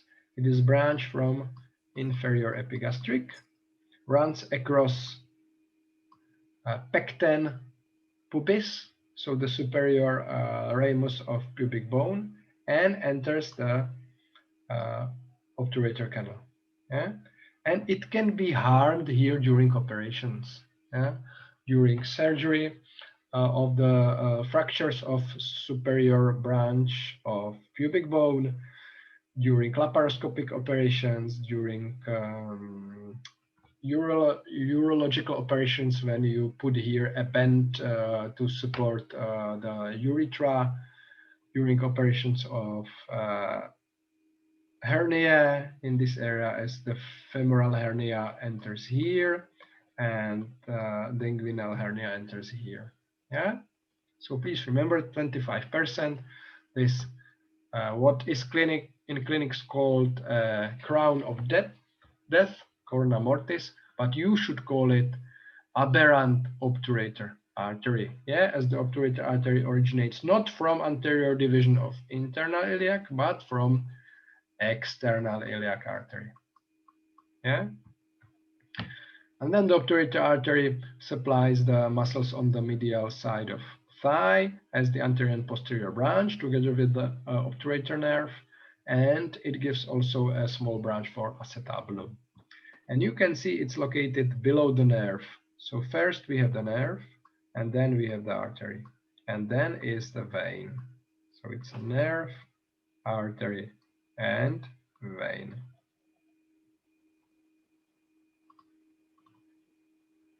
And here is a figure of a quite common situation, and I will highlight it somehow. Yeah. So what we can see on this figure, we can see obturator nerve, and this is obturator nerve, and here we can see obturator artery proper. And this is obturator canal, and this is obturator vein proper. And then here we have an external iliac artery, an external iliac vein. Of course, do not forget we have here some other structures. This is the umbilical artery, and this is ductus deferens, yeah, coming from inguinal canal here. And we have here inferior epigastric artery and inferior epigastric vein. And you can see here some aberrant structures. So you can see here a vessel coming from inferior epigastric. So this is aberrant accessory obturator artery. Okay, why it's aberrant? It originates from a different source, from inferior epigastric. Why it's accessory? Because we have here the proper. Yeah, so we have the proper and we have accessory, but this accessory is the aberrant accessory. That's the corona mortis, but proper name is aberrant accessory artery. And we have aberrant accessory veins here. Yeah, you can see here one, you can see here a big one, yeah, which enters the external iliac vein. And such a vein is here in 75%. So quite common. Yes? Okay. If you need to leave for some other practicals, please you can leave. You will have the recordings available on YouTube. Okay, visceral branches. Visceral branches, I think you know all of them as we have already studied all the organs. So we have uterine artery. And the uterine artery gives the ovarian branch, tubarian branch. It gives also vaginal branches. Yeah? So please remember, we have also a vaginal branch here. And it runs ventrally to ureter. Yeah, very important relationship. Okay, then we need to supply a urinary bladder. So for supply of urinary bladder, we have inferior vesicle. But we have also superior vesical arteries. The superior vesical arteries we can see here nicely, and they are branches from umbilical. But the inferior vesicle is the main artery for urinary bladder. It gives also prostatic branches to supply prostate, which lays below. But the prostatic branches comes also from another artery, and that's the middle rectal. Middle rectal artery supplies only the adventitia of rectum. Yeah, the adventitia of rectum. So it is not important for a rectal arterial circulation. The vein, yes, but not the artery. And the artery supplies mainly prostate and levator ani muscle. Yeah? And in females, it supplies vagina and levator ani muscle. And of course, all the structures which are located in the vicinity. For vagina, we have not only uterine and middle rectal, but also we have vaginal artery, and we have also pudendal artery. So also the pudendal artery gives some vaginal branches. Yeah. So please remember, for vagina we have 4 different sources. Yeah, internal pudendal, middle rectal, uterine, and direct artery from internal iliac. And not to forget a male. The male has got ductus deferens artery, which is branching from the umbilical. Now let's talk about the umbilical, uterine, and internal pudendal a bit in detail.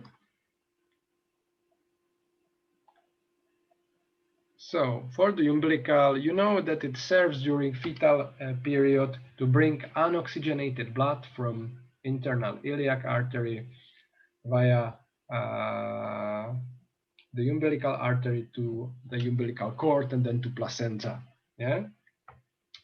After birth, it closes, and majority forms the occluded part. The occluded part fibrotize and changes into.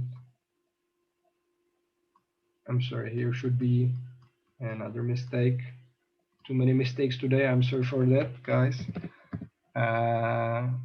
Lateral umbilical ligament or cord of umbilical artery. Yeah, lateral umbilical ligament, which we can see here. Right and left. In between, we can find a thin vesicoumbilical fascia. And the most central part is called pars patens, opened part, and it supplies this part, and it supplies the superior part of urinary bladder and deferent duct. So we have superior vesical arteries and artery of deferent duct. Okay, so that's for umbilical. Don't forget that we can have here the direct inguinal hernia and the supravesical hernia, yeah, in relationship to the lateral umbilical ligament. Here there was the question by Iba about the ovary and its blood supply. Yeah, so the majority comes from ovaric artery, but there's the ovarian branch from uterine artery. So there's such a arcade, ovarian arcade. The ovarian artery gives branches also to uterine tube, and the uterine artery also gives branches to uterine tube. In case you would like to transplant uterus, and in Motol and in ICEM in Prague, there is this program already running. So I think you may meet such a patient during your gynecological studies. You have to suture again in the recipient the uterine artery on both sides, the ovarian artery on both sides, and of course the uterine veins and ovarian veins, yeah, to give enough supply to the uterus itself. Yeah. So please remember this. And another two important informations, or three, are a tortuous or sinuous course of the uterine artery is here due to the possible enlargement 10 times during pregnancy.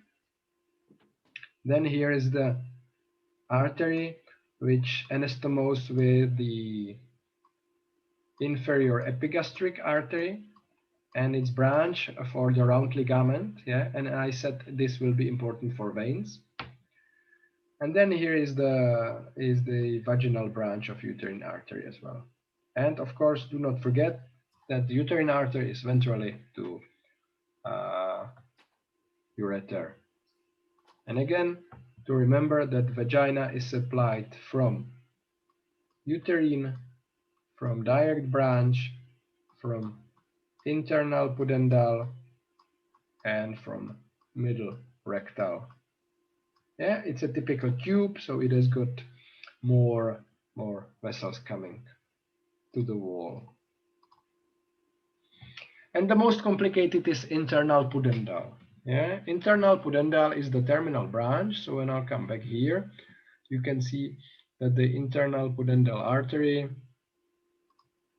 is together with the inferior gluteal, these two are terminal branches of the anterior division of internal iliac. They enter into the infraperiform foramen, and the internal pudendal runs behind the sciatic spine and sacrospinous ligament and gets into lesser sciatic foramen and then into ischioanal fossa and runs within pudendal canal as far as below pubic symphysis to supply the cavernous bodies of penis or clitoris.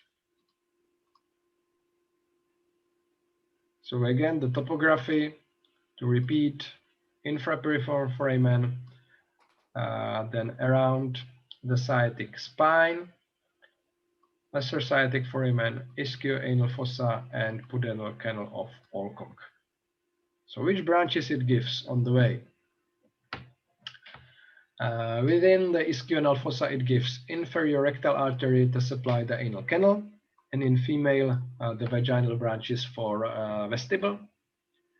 It gives perineal artery, which supplies the perineal body. And you know that the perineal body is quite stiff structure, mainly fibrostructure, between the posterior wall of vagina and anterior wall of anal canal and rectum. It gives branches to, I'm sorry, again a mistake. It seems I was tired yesterday when I did it. Posterior labial or scrotal branches, yeah, they supply the posterior aspect of the scrotum and posterior part of labia majora. And then it comes into the organs, into the erectile bodies. So, you know how the cross-section of penis looks like.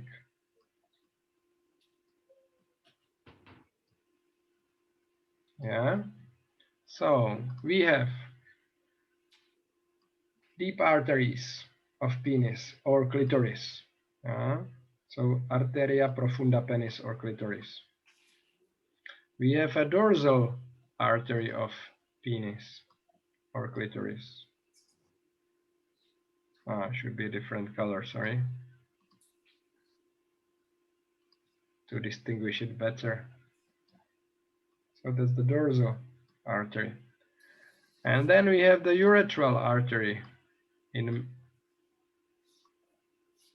spongious body. Yeah, that's the urethral artery. And in this section, of course, you do not see the artery which supplies the bulb of penis, and in female, the bulb of vestibule. Okay, so there are multiple branches. So the internal pudendal artery is mainly visceral artery, but it has got also the labial, scrotal, and perineal branches. It is also a bit of parietal artery.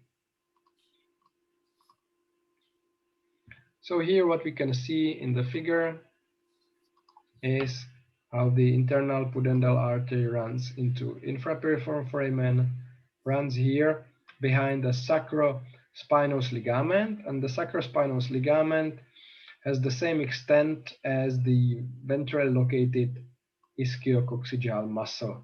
Yeah? And then it gets here into the duplication of the obturator fascia, lying of the obturator internus muscle within the pudendal canal of Alcock, and it already branches within the canal, and the branches run again under the fascia to supply the organs. Yeah, and it of course supplies the levator ani muscle with small muscular branches. In this figure, I just may highlight the iliolumbar artery, the sacral lateral, yeah, giving the branches to anterior sacral foramina. Don't forget we have the middle sacral coming from directly from aorta. We can see here nicely the obturator with the accessory aberrant obturator artery coming from inferior epigastric. We have here the patent part of the umbilical artery with the superior vesical arteries cut and then the other cut arteries. Yeah. Finally, superior gluteal and inferior gluteal. Okay, that I think is all for internal iliac. Don't forget in rectum that majority of the rectum is supplied by superior rectal artery, which is branched from inferior mesenteric. Anal canal is supplied by inferior rectal from internal pudendal, and middle rectal, which is sometimes missing, supplies only the adventitia of the lower part of ampulla, but mainly it supplies prostate, vagina, and levator ani muscle from above. Yeah. Okay, questions? No questions. Okay, then we come to lower limb. For lower limb, again, we go a bit more quickly because you know it from the dissections. We start with the femoral artery, clinically very relevant as it is a place when we can measure pulse and we can examine it by ultrasound. In case of bleeding, it is a compression point, but it is mainly used as a catheterization site. So we have two main accesses for catheterization, radial artery and femoral artery. Radial artery is now a method of choice, but in case you need to get something larger into the arterial system, like a new valve for the heart, for example, you need to use the femoral artery. Okay. Femoral artery, it's already a muscular artery, so it suffers from atherosclerosis. So it is area where there can be a total blockage of total closure of the canal. So there are collaterals then developed, and bypasses has to be performed. For these bypasses, we can use either proper vessels which we have in the body, and it means we can use great saphenous vein. Yeah, we leave it in a place, and just the end and beginning we move to the artery. So then the arterial blood flows via the great saphenous vein, and we call it a bypass in situ, that it sits in the place where it existed. Or we use a prosthesis, and then we put the prosthesis differently. As for the anatomy, back to anatomy, it originates in a vascular space in lacuna vasorum, yeah, and it's located laterally to the vein and medially to the femoral and genitofemoral nerve. And it's palpable in a femoral triangle. Then it passes it passes below sartorius muscle. So it's hidden by the sartorius muscle, so it's subsartorial segment. And then it gets into adductor canal between the adductor longus and vastus medialis. And finally, it leaves the adductor canal via adductor hiatus, and it changes into popliteal artery. Yeah, so that's the topography. So please remember, we are here in a femoral triangle, and we can palpate or we can catheterize here. Then it's hidden behind sartorius muscle, but sartorius muscle is cut in both these figures. And then you can see how it enters the adductor canal. Here it's hidden behind the vasto-adductor lamina. Okay, now let's talk about the vessels, about the branches. We have 5 branches. We can see some small branches here. And then the big branch, the deep femoral artery or profunda femoris. So let's talk about the branches. Okay, first is superficial epigastric. Superficial epigastric come back, that means cranially, to the hypogastrium, to the inguinal region, and it supplies the skin in the inferior part of the abdominal wall, and it is used for cutaneous flaps as a pedicure. Yeah. So for reconstructive surgery, the inferior epigastric, clinically deep inferior epigastric, and the superficial epigastric are used in this area. Then we have two external pudendal arteries. We have deep and superficial. Yeah?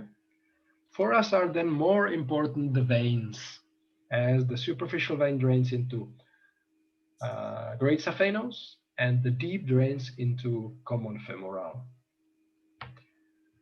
Then we have, I'm sorry, so many mistakes today.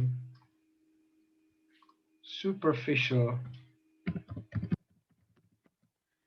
iliac circumflex artery, which is quite thin and running towards the anterior superior iliac spine. Yeah.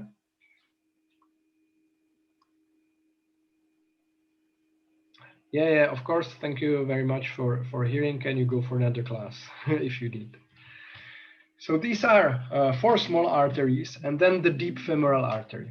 The deep femoral artery gives again 5 branches. Yeah? And which are these branches? First, we have 2 circumflex, medial and lateral circumflex. The medial is very, very important as it supplies the hip joint. It runs along the neck of the hip bone, yeah, the column femoris. And in case of fracture of column femoris, the branches of medial circumflex femoral artery can be harmed. They run through so-called Weitbrecht's retinacula. We have 3 of them. And these branches can be compressed or even torn. And it can then cause ischemia and necrosis of the head of hip bone. So it can complicate the healing of the fracture. So very important artery, the medial circumflex femoral artery for the head of thigh bone. And it also supplies some muscles of the on the posterior side of the thigh.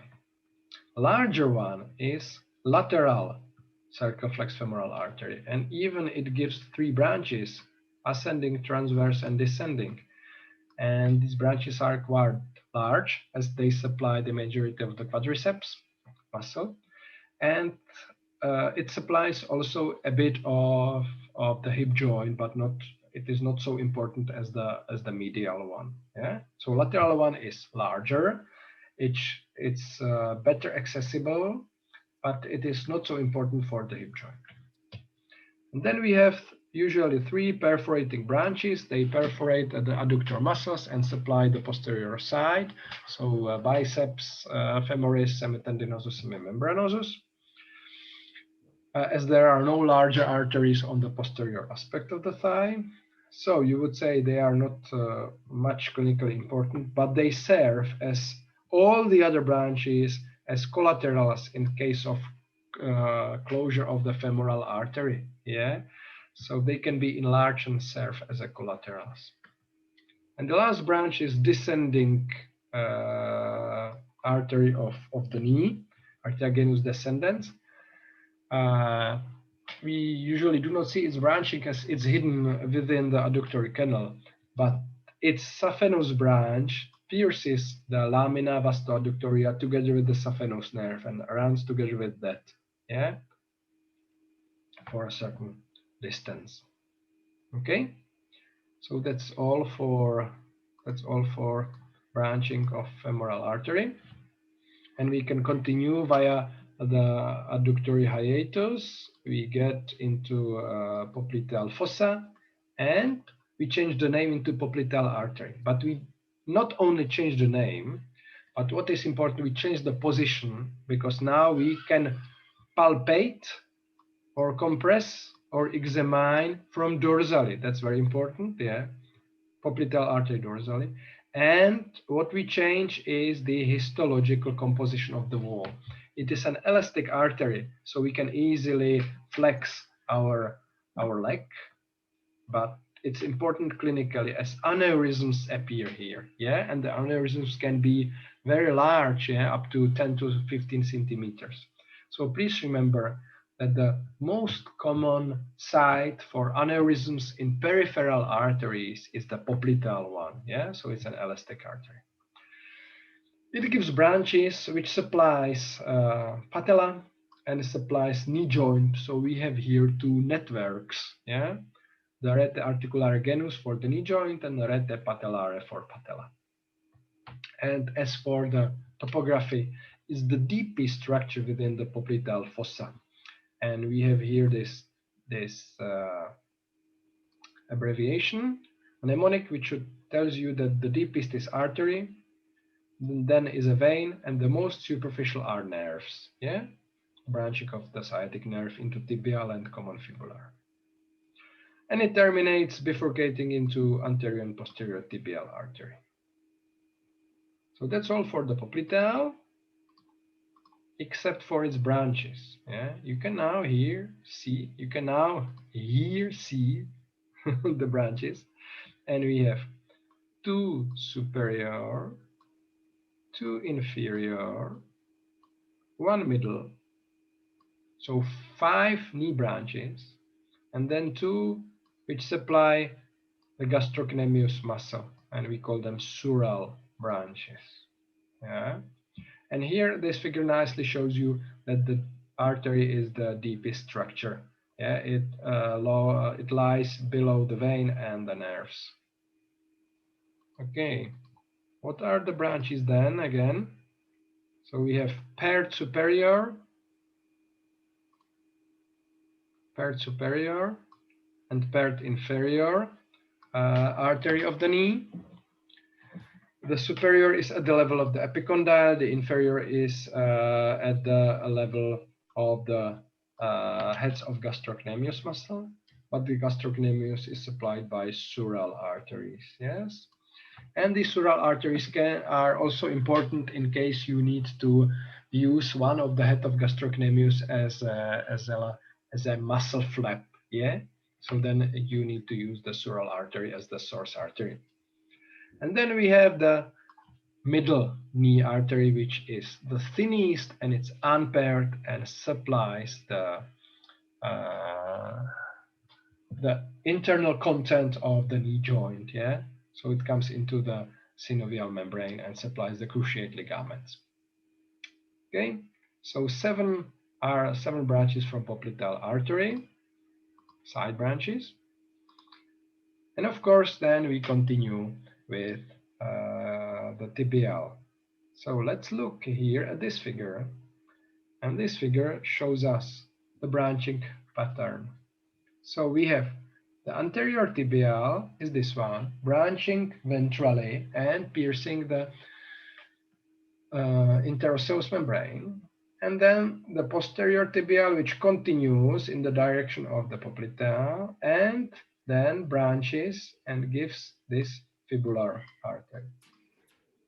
So then for us is clinically important, we have 3 main arteries, anterior tibial, posterior tibial, and fibular. Yeah, the fibular artery is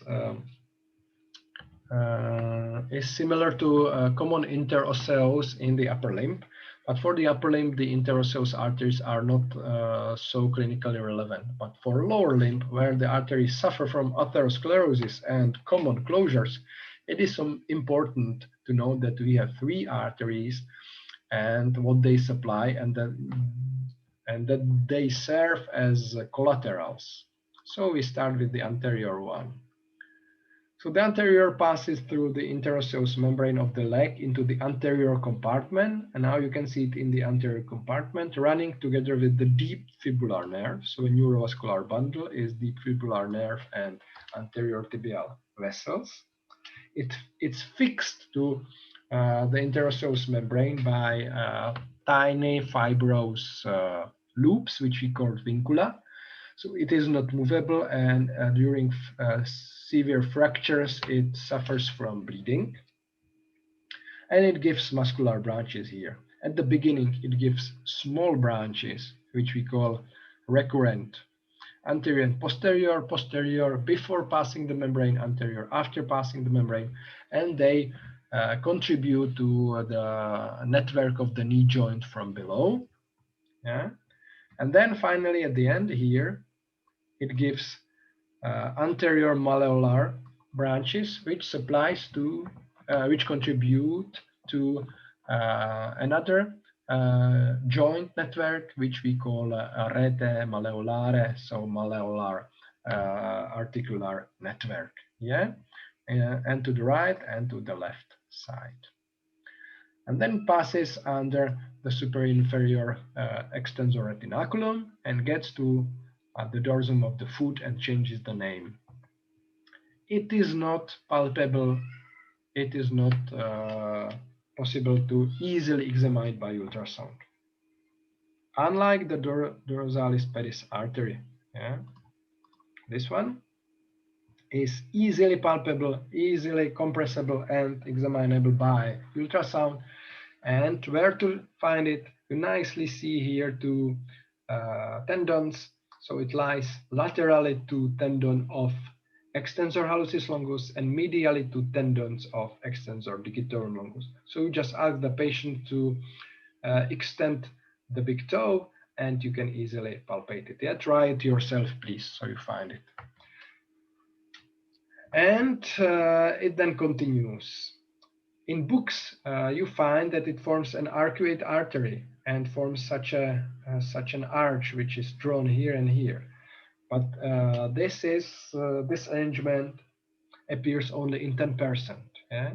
That's why we do not name here any arch, just arcuate artery, which can be here.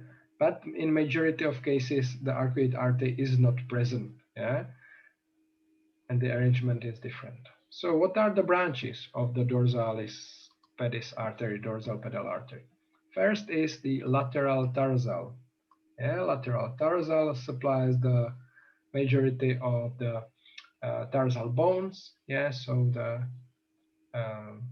talus, and then here mainly cuboid and lateral and middle cuneiform.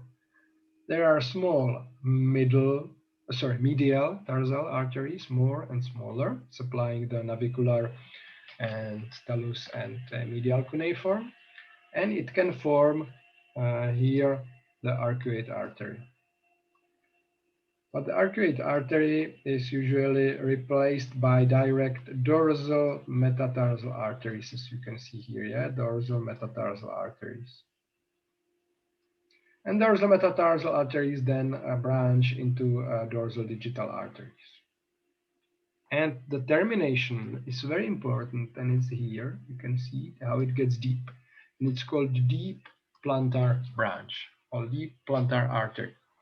It gets deep, so into planta, and it anastomoses with the deep plantar arch.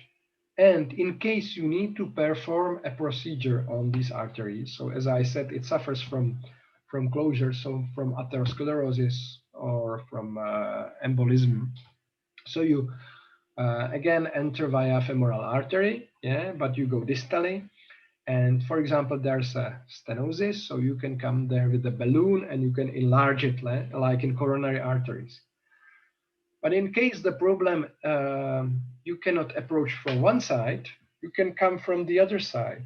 That means you can go from the anterior tibial artery via this deep plantar branch into the posterior tibial, or vice versa, from posterior tibial to plantar arch and back here up. Yeah.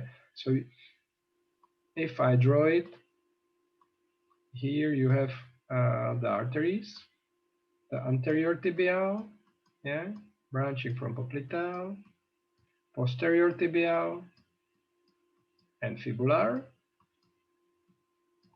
The posterior tibial forms the deep plantar arch, and here is the anterior tibial, the dorsalis pedis, and the deep plantar, yeah, this one. So in case you have, for example, here a problem and here some problems, So you can repair these problems this way. And if it's not possible to pass, you can repair this problem from this. Yeah?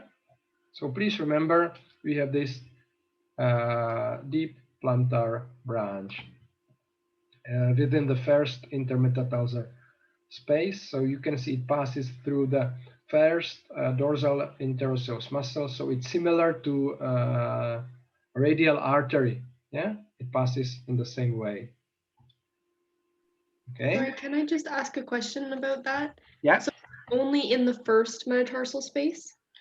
No, also in the other metatarsal spaces there are connections, but usually the blood flows in different way. It is drawn here. Yeah, you can see how it's drawn here. Yeah. I can circle it for you. There are some communications. And this is what we have talked about. That's the deep plantar, and these are the communications. But the other communications, they are usually arranged in different way. Can you see here the letter C? Yeah. Yeah. And you can see that the second to fourth, they emerge from depth, and the first submerges in the depth. Yeah. Oh yes, So, yeah. yeah. So this is the most common. That means that there are also these perforating branches coming from deep, but in the first metatarsal space it goes deep, and in the second to fourth, usually it goes from planta to dorsum. Yeah. But there are many variants, but this is the most common. Yeah. These are not so clinically important, as when we have to cut the fingers due to ischemia necrosis in diabetes, for example, we just cut them. Yeah. But the big toe can be transplanted. You can take the big toe and transplant the big toe to your hand. Yeah. In case you lose the thumb, you need the thumb for the grabbing in the hand. So you transplant the big toe there, and then you need to take the vessels. Yeah? And that's why it is important to know about the blood supply of the big toe more than the other toes. Yes? Thank you. You're welcome. Thanks for the question. Okay. And finally, the posterior tibial artery. The posterior tibial artery descends within the posterior compartment of the thigh. We cannot see here the tendinous arch of soleus muscle, which has been cut. So somewhere here is the tendinous arch, yeah, and it runs here together with the tibial nerve, so below the tendinous arch of soleus muscle. Then it gives the fibular artery, and descends, supplies the muscles, and gets behind the medial malleolus. And behind medial malleolus, within the malleolar canal, which is in English called also a tarsal tunnel, yeah, tarsal tunnel, but in proper anatomy, it's called malleolar canal. It runs as the third structure, yeah, behind the tibialis posterior tendon and flexor digitorum longus tendon. Then we have the artery together with two veins, and then tibialis nerve and flexor hallucis longus. Within this canal, it bifurcates into medial and lateral plantar artery. So again, behind the malleolus, yeah, where is the flexor retinaculum, we can compress it, we can measure the pulse, we can examine by ultrasound. So now, please, some of you repeat where we can palpate the pulse in the lower limb. In the femoral triangle? Femoral artery in femoral triangle. Dorsum of the foot?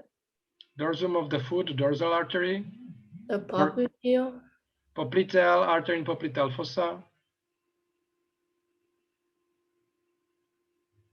And this one, posterior tibial, yeah, behind the medial malleolus. These four you have to palpate in every patient during a routine examination. You will do this in internal medicine. And if you do not feel the pulse, then you expect the patient to have atherosclerosis, diabetic complications, so you apply the ultrasound, yes? So please remember this, and this is also for me during the final exam, very important information, but you will use this in clinical medicine. Okay, and then just to give some information about the fibular artery. There's a small branch from the posterior tibial at the beginning, circumflex fibular, again contributing to the network of the knee joint, but not very important.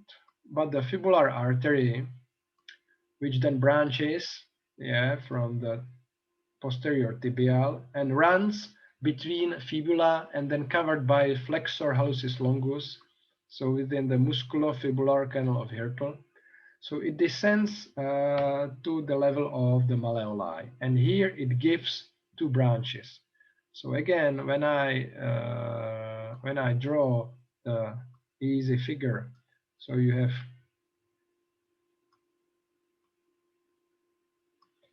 the anterior tibial, and the posterior tibial and fibular.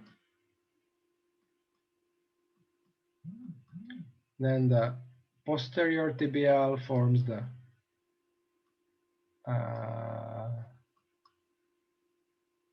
plantar arch. The anterior tibial gives the dorsalis pedis, but the fibular, it stops here, does not enter the foot, but it gives two important communications here.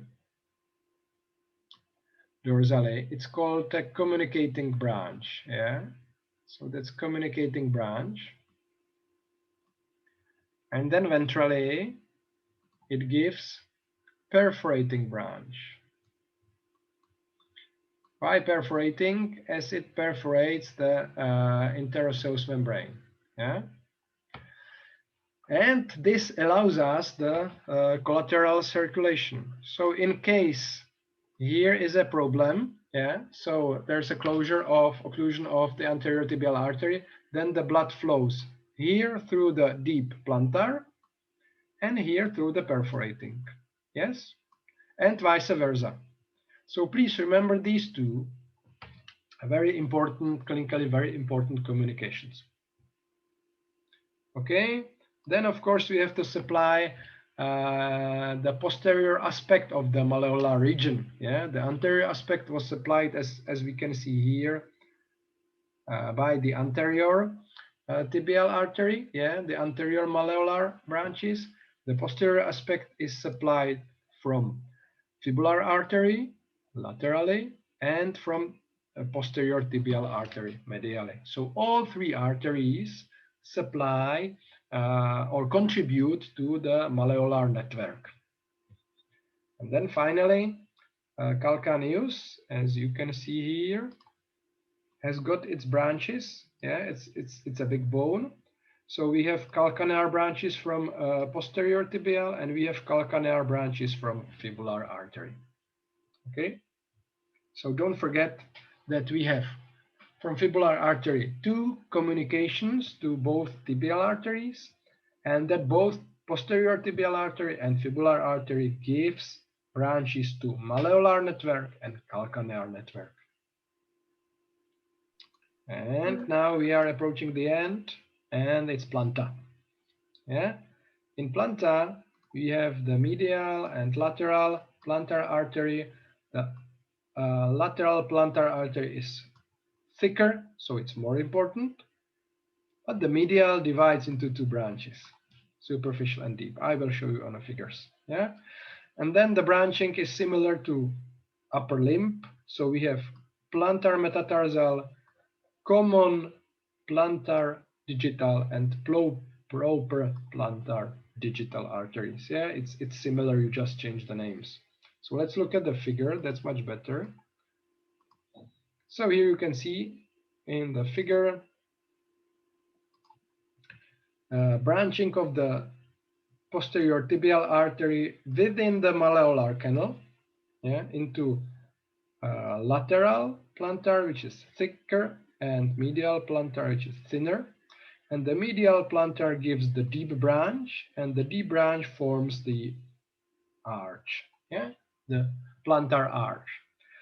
Sometimes we can have superficial plantar arch as a variant, but it is not clinically important. It is a variant, so it can be there, but you can forget about that. Yeah, we just have the deep, we just have the plantar arch. And don't forget about what we have talked about, this deep plantar branch, which connects the dorsalis pedis artery with the plantar arch, yeah, within the first intercostal, intermetatarsal space. And then from the plantar arc, we have the plantar metatarsal arteries, and then the common digital plantar arteries and proper digital plantar arteries. And as Abby asked, there can be these perforating branches which then supply the dorsum of the metatarsi and toes from the fourth to from the second to the fifth. Yes. Okay. And I think we are approaching the end. So for the lower limb, it's very important atherosclerosis. Yeah, upper limb arteries usually do not suffer from that. They suffer from mediocalcinosis, which is rare. But atherosclerosis, it affects many people, and in combination with diabetes mellitus, it is really a disaster for vessels of the lower limb. So sometimes even the limbs has to be cut. There exists another not so often met complication, which is called Trombonitis Obliterans. And from the name, you can understand that it obliterates, that it closes the lumen of vessels by thrombi.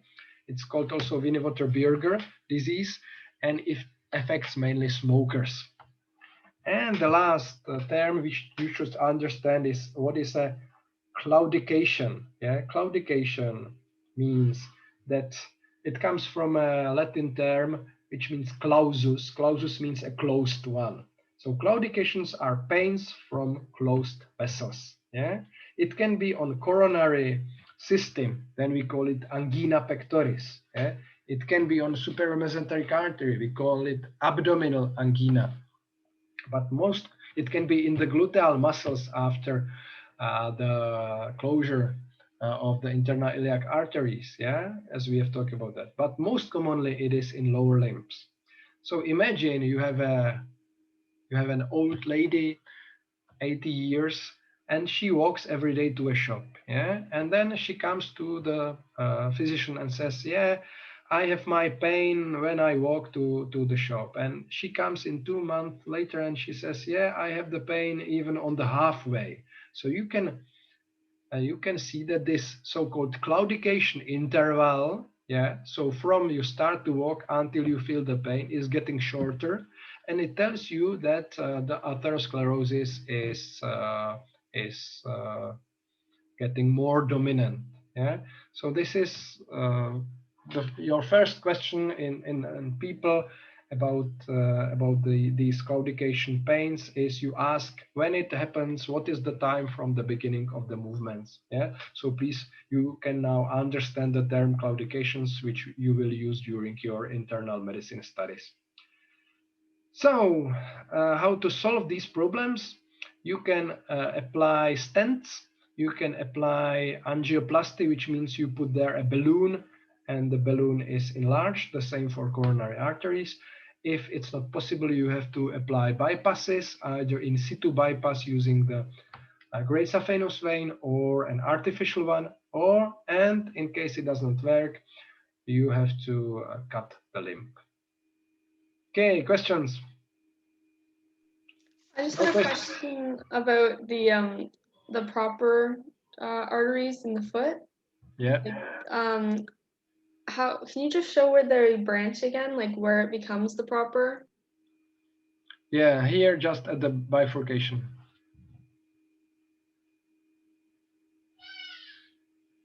Yeah. Yeah, and then I had one more question about the circumflex fibular branch. Yeah. Do you mind pointing it where it would be again? Yeah, it's very high, and it's gonna be somewhere here. Yeah. Thank you. You're welcome. But I think that this is not necessary to learn. It won't be tested. It is a small branch, just in case you are orthopedic surgeon of the lower limb. Okay, some other questions? If not, thank you very much for paying attention. Thank you very much for posing questions. Have a nice day, and we meet tomorrow at 2:30 for veins. Yes? Thank you. Have a nice day. Goodbye.